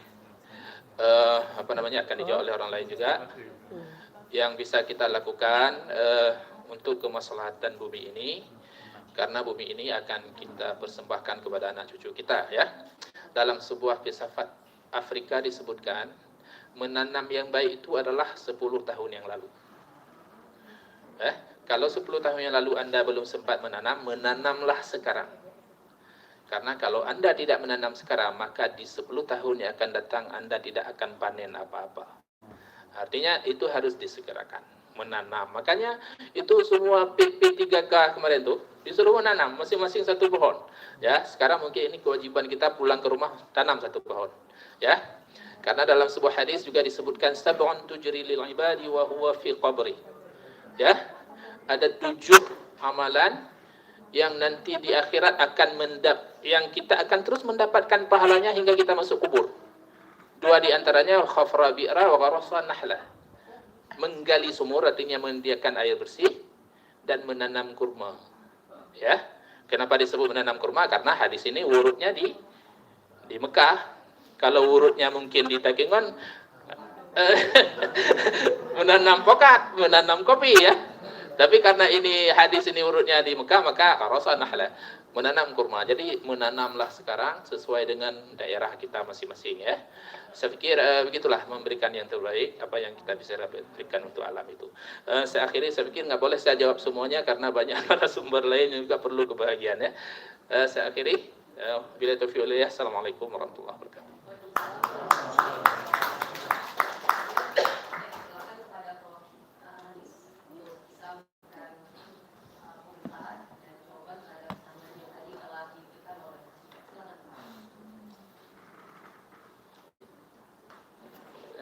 Bismillahirrahmanirrahim. Assalamualaikum warahmatullahi wabarakatuh. Sebenarnya saya pun tidak ingat sudah soalannya tadi ya, sebab terlalu fokus kepada Prof. Luqman punya jawapan tadi ya. Tak apa ya. Ya. Ringkasnya begini ya. Kembali kepada apa yang Prof. Luqman beritahu tadi, dia di Malaysia juga kayaknya begitu. Itu yang mendominasi dahulunya mungkin ekonomis ya. Orang-orang yang hebat adalah ekonomi. Kemudian dan juga generasi sekarang ini politik, orang yang politician lah yang mendominasi. Meskipun meletakkan dalam kertas putih pendidikan itu nombor 1, tapi pendidikan ataupun keilmuan itu tetap diletak nombor 3, 4 dan seterusnya. Jadi realiti tidak sama dengan realitinya tidak sama dengan realiti tidak sama dengan apa ya? Idealitinya. Ya, apa yang dirancang tidak semestinya sebegitu. Dan juga dengan zaman yang ada ini kita perkuatkan diri. Bagi saya, tengok kepada apa yang kita ada, juga manfaatkan sedaya mungkin. Kalau kita bisa membantu sedikit sahaja, itu pun sudah menjadi satu perkara yang penting untuk kita dan juga keturunan kita. Sekiranya mampu lebih besar, seperti menjadi dosen, menjadi pensyarah dan lain-lain, itu manfaatnya sangat bagus. Cikgu-cikgu, guru-guru, jadi manfaatnya kepada anak-anak didik itu, jadi perlu orang kata diajar dengan cinta, kasih sayang dan sebagainya, supaya terdidik generasi yang akan datang itu lebih baik daripada generasi yang sekarang. Itu yang kita nak dan juga kita mahukan. Apa yang telah berlaku sekarang memang bukan orang kata dalam kita punya kuasa. Jadi kita akan usaha dan juga teruskan berdoa. Saya kira itu sahaja daripada saya. Mohon ampun dan juga maaf. Assalamualaikum warahmatullahi wabarakatuh.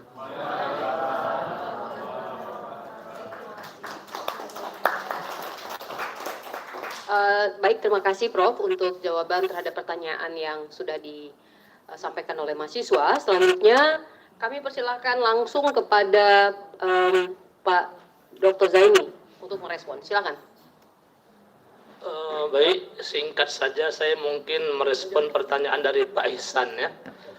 Jadi kembali lagi ke Al-Quran, itu ada ayat dalam surah Al-Isra atau Bani Israel, Qul kullun ya'malu ala syakilatih farabbukum a'lamu biman huwa ahda sabila.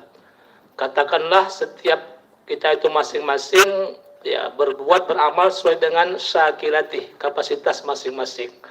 Jadi kalau macam kita ini dosen kan, ya kita memang kapasitas kita itu di kampus lah ya, mengajar, mendidik ya.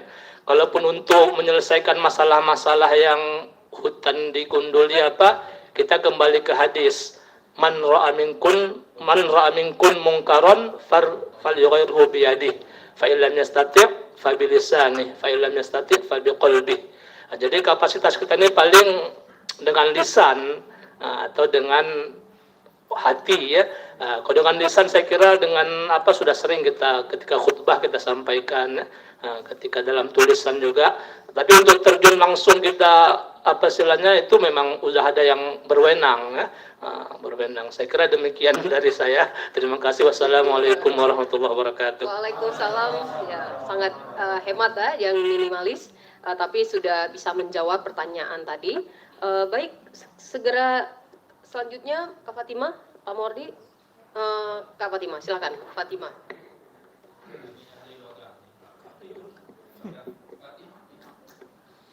Terima kasih.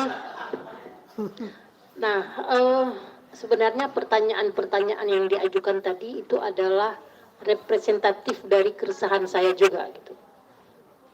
Jadi awalnya saya masuk dunia akademisi itu kan sebagai orang aktivis.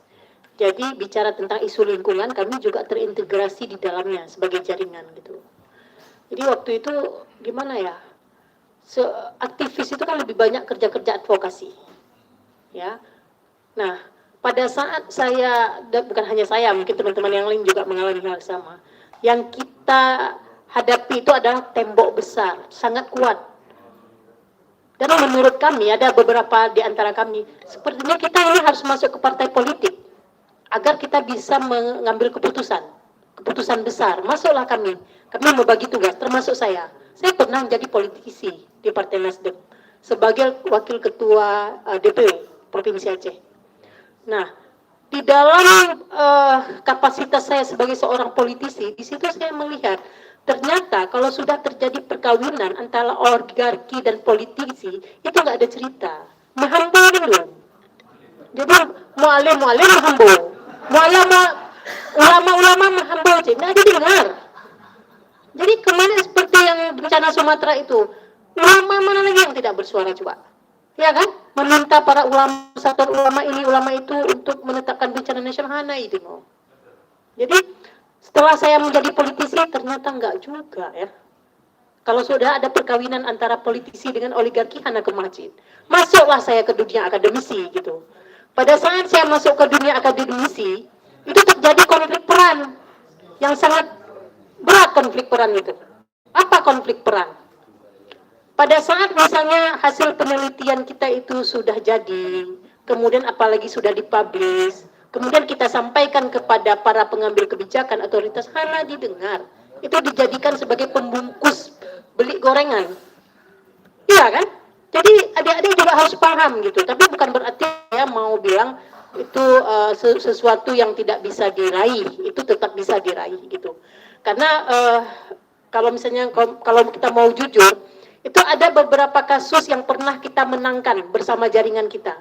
Jadi itu walhi seluruh Indonesia, itu ada beberapa kasus di Aceh. Itu masyarakat membuat yang namanya legal standing. Legal standing itu adalah menuntut secara perdata ke pengadilan kalau ada perusahaan tambang itu yang sudah merugikan masyarakat.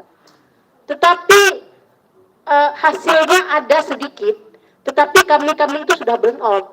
Jadi ada yang tepat selop. Tapi outputnya sedikit, tetapi kami melihat sedikit pun nggak apa-apa. Walaupun misalnya sudah 5-6 tahun itu baru ada hasil, misalnya hasil gugatan itu misalnya pembayaran ganti rugi, ya kan, terhadap masyarakat. Tetapi izinnya itu, izin ke pemerintah memberikan izin ke perusahaan tambang yang merusak hutan, itu dicabut sementara, tetapi tahun depannya itu diterbitkan lagi. Nah itu ya, jadi mohon saya pikir sebenarnya kalau kita mau bicara secara ideal, ya kan, ada integrasi atau kerjasama yang lintasnya sektoral antara akademisi. Itu kan idealnya seperti itu kan Pak. Hasil dari penelitian akademis itu dijadikan sebagai bahan pijakan di dalam mengambil kebijakan. Tetapi yang terjadi di lapangan kan nggak seperti itu.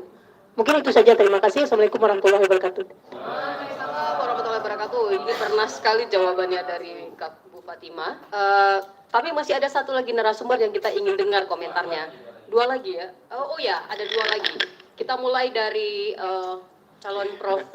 Mawardi. Silakan. Amin. Oke, terima kasih Bu.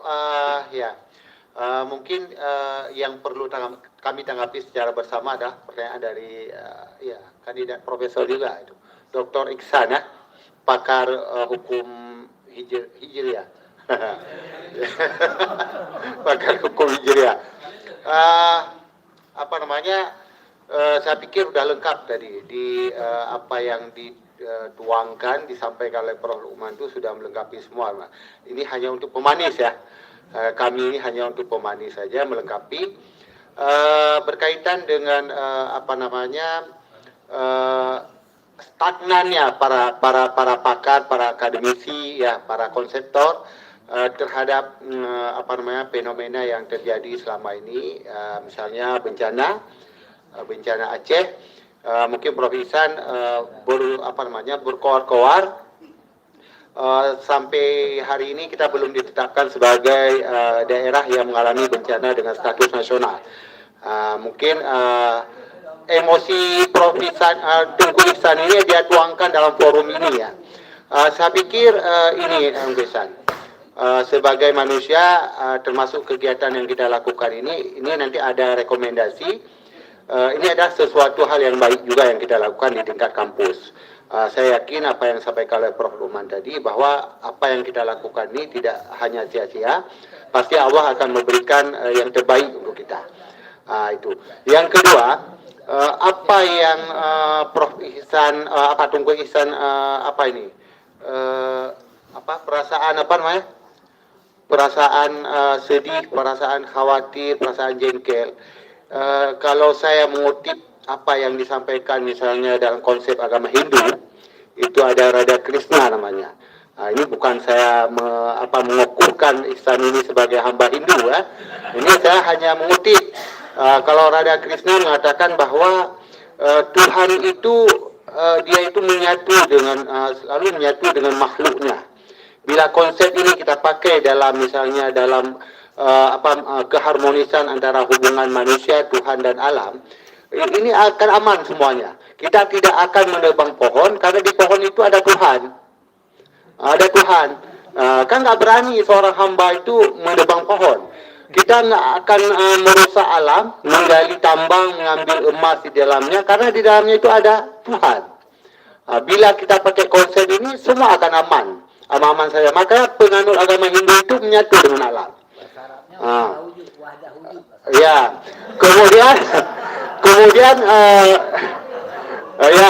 kemudian ini Ustaz Ihsan, karena Anda ini kan resah dengan kondisi ini, wajar, karena di dalam diri Ustaz Ihsan itu ada bersemayamnya Tuhan. Jadi keresahan Ustaz Ihsan ini adalah keresahan Tuhan, kata Radha Krishna dalam konsep agama Hindu, Bapak Ibu ya. Jadi di akhirnya saya ingin menguatkan kembali apa yang dikemukakan oleh Prof. Luqman, ada filosofis juga. Tadi Pak Luqman ada filosofisnya. Saya mengatakan bahwa kita sebagai hamba Allah, sebagai khalifatullah yang diciptakan sebagai khalifah di muka bumi ini, maka filosofisnya adalah mari dari sekarang kita berbuat baik untuk semua orang. Bila kita tidak sanggup untuk berbuat baik untuk semua orang, jadi berbuat baiklah untuk beberapa orang. Jadi bila pun itu kita tidak mampu, maka berbuat baiklah untuk satu orang. Bila pun itu tidak sanggup, maka diam. Kita jangan membuat kerusakan dan jangan membuat keburukan. Demikian saya pikir untuk melengkapi semuanya. Terima kasih. Assalamualaikum warahmatullahi wabarakatuh. Gure hana materi loh. Diam itu rusak Pak Wali. Baik, terima kasih kandidat Profesor Pak Mawardi. Saya persilakan yang terakhir lagi, the last but not the least. Silakan Prof. Ghazwani. Sebelum mengomentari lebih lanjut, ada sedikit tadi data yang mungkin memang perlu untuk kita sampaikan, bahwa yang disampaikan oleh Ustaz Zaini, Profesor Abdul Hanif, juga Ustaz Luqman tadi, Prof. Luqman, tentang bahwa bagian daripada keimanan yang tadi kita lupa sebutkan, pada itu ada antara hadis yang paling utama tentunya dalam riwayat Bukhari dan Muslim disebutkan al-imanu bid'un wa sab'una syu'bah. Dalam riwayat lain disebutkan bid'un wa sittuna syu'bah. A'laha kalimatu la ilaha illallah wa adnaha imatatul adha 'anil tariq. Iman itu terbagi kepada 70 cabang. Dalam riwayat lain disebutkan 60 cabang. Cabang tertingginya adalah kalimat la ilaha illallah. Cabang terendahnya adalah menyingkirkan duri daripada jalanan. Menyingkirkan duri dari jalanan saja termasuk daripada keimanan. Demikian masalah lingkungan ini diperhatikan. Baik. Itu yang berhubung kait dengan yang tadi ya, lupa kita sampaikan tadi. Ya. Baik, Ustaz Ihsan, paling tidak Ustaz Ihsan kita sudah melakukan. Ya, sudah bersuara. Wa qul i'malu fasarallahu 'amalakum wa zarul mu'minun ya. Paling tidak kita sudah berbuat. Walaupun kita tahu ini rusak, kenapa? Manusianya rusak. Apapun tidak ada guna, manusianya rusak. Ulamanya rusak. Saya orang lapangan, tidak bisa nipu mereka. Makanya ulama pun marah ke saya. Kita orang lapangan, tahu betul. Ada apa ini semua, ulama pun rusak. Kenapa? Maaf, dengan segala hormat. Ulama kita pun kebanyakan datang dari jelata. Setelah mereka memperbaiki nasib, ingin naik tahta, ketika duduk di tahta, pun masih bermental jelata.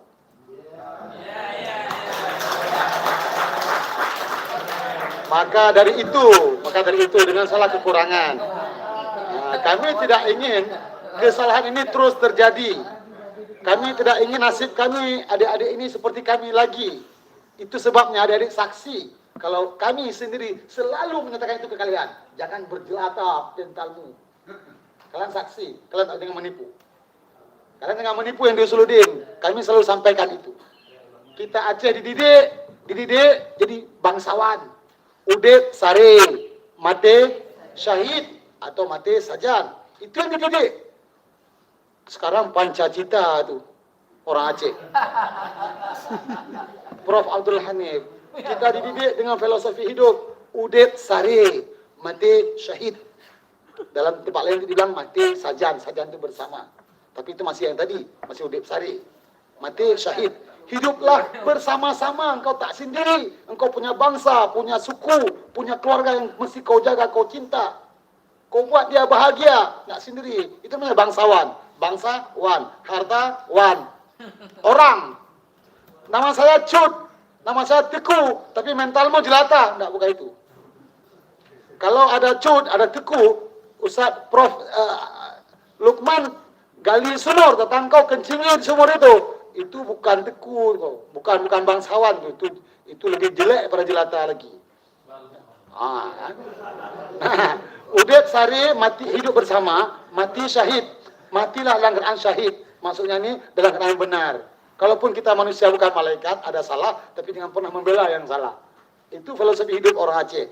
Coba tanya dengan adik-adik sekarang, mana tahu lagi, dah tahu dandut.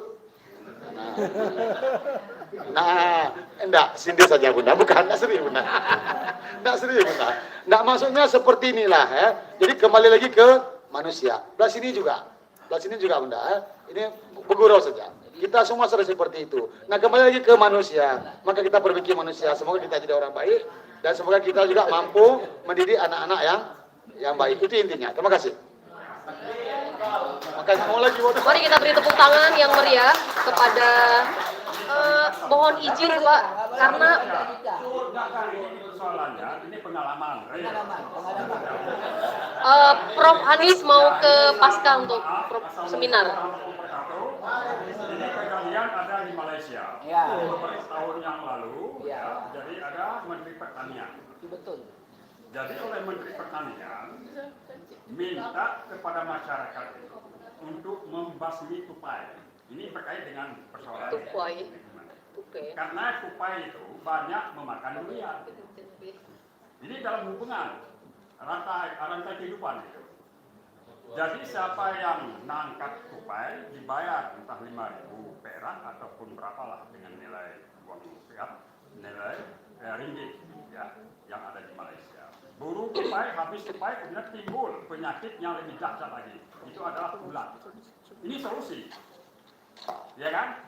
Kemudian datanglah ulama. Ulama datang ke menteri. Wahai Tuan Menteri, kita bertobat. Perbanyakkan zikir, perbanyakkan doa, itu solusi. Dengan zikir dan doa itulah hilangnya penyakit itu.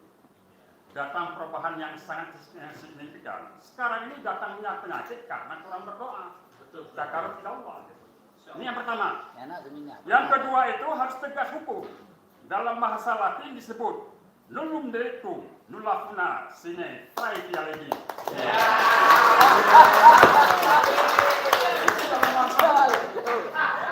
Ya kan? Ditegaskan itu hukum adat itu.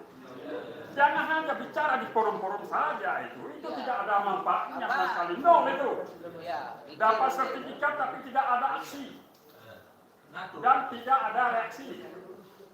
Ini jadi buat semacam ya kan aturan ya pencegahan siapa yang membawa hutan itu ada hukumnya dengan hukum yang keras yang nyata itu hukumnya bunuh. Karena apa? Seketika misalnya mereka menebang hutan, banyak orang terjadi korban dan kematian. Dalam hukum Islam, orang yang tidak sengaja membunuh itu harus bayar diat 100 ekor unta itu berat ini. Ini karena orang tidak berilmu, tinggi ilmunya kemana-mana, tapi hukumnya tidak mengerti. Baik, Prof. Jadi akibatnya apa? Yang berbicara itu adalah orang bodoh-bodoh dan tidak ada aplikasinya. Di dalam hadis Nabi tadi sudah disebutkan itu, mencegah perbuatan itu dengan kekuasaan. Baik. Jadi dengan kekuasaan ini yurai rumah, merubah, bukan hanya sekedar mencegah. Oh, hancur pegawai, dosa, semua orang itu. Tapi merubah itu dengan teknik, dengan cara dan dengan hukum. Demikian. Assalamualaikum. Baik, terima kasih. Alhamdulillah kita sudah menyimpulkan dengan komentar dari dosen kita tadi, maka telah menyimpulkan diskusi kita hari ini sangat menarik dan barangkali untuk panitia perlu dipikirkan forum-forum yang lain lagi untuk melanjutkan tema-tema diskusi yang menarik seperti ini. Tidak bisa kita perpanjang lagi karena waktu sudah sangat di ujung dan terima kasih sekali lagi saya ucapkan kepada semua narasumber yang sudah memperkaya khazanah pemikiran kita pada hari ini, kepada semua peserta yang sangat antusias, pada para dosen yang juga sangat antusias untuk mengikuti kegiatan ini sampai selesai. Saya sebagai moderator mengucapkan terima kasih untuk semua perhatian dari Bapak Ibu semuanya, para adik-adik mahasiswa. Billahi taufiq wal hidayah. Assalamualaikum warahmatullahi wabarakatuh.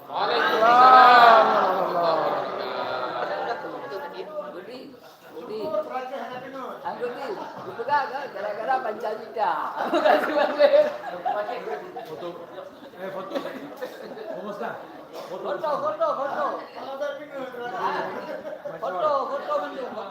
Semua foto. Tapi kesimpulannya pernah pikiran semua. Kesimpulannya kan Vicky.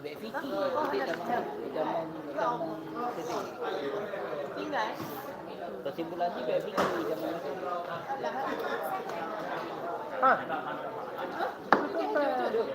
zaman tidak diulang tu, ada ulang dua-dua.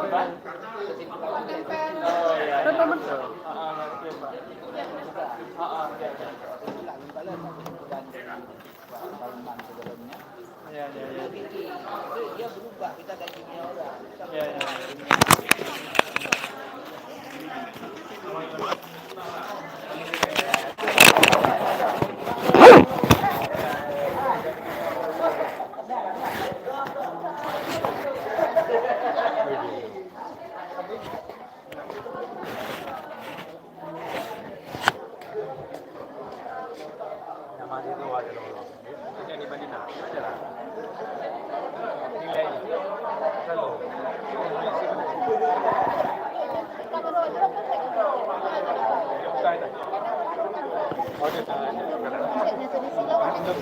Kalah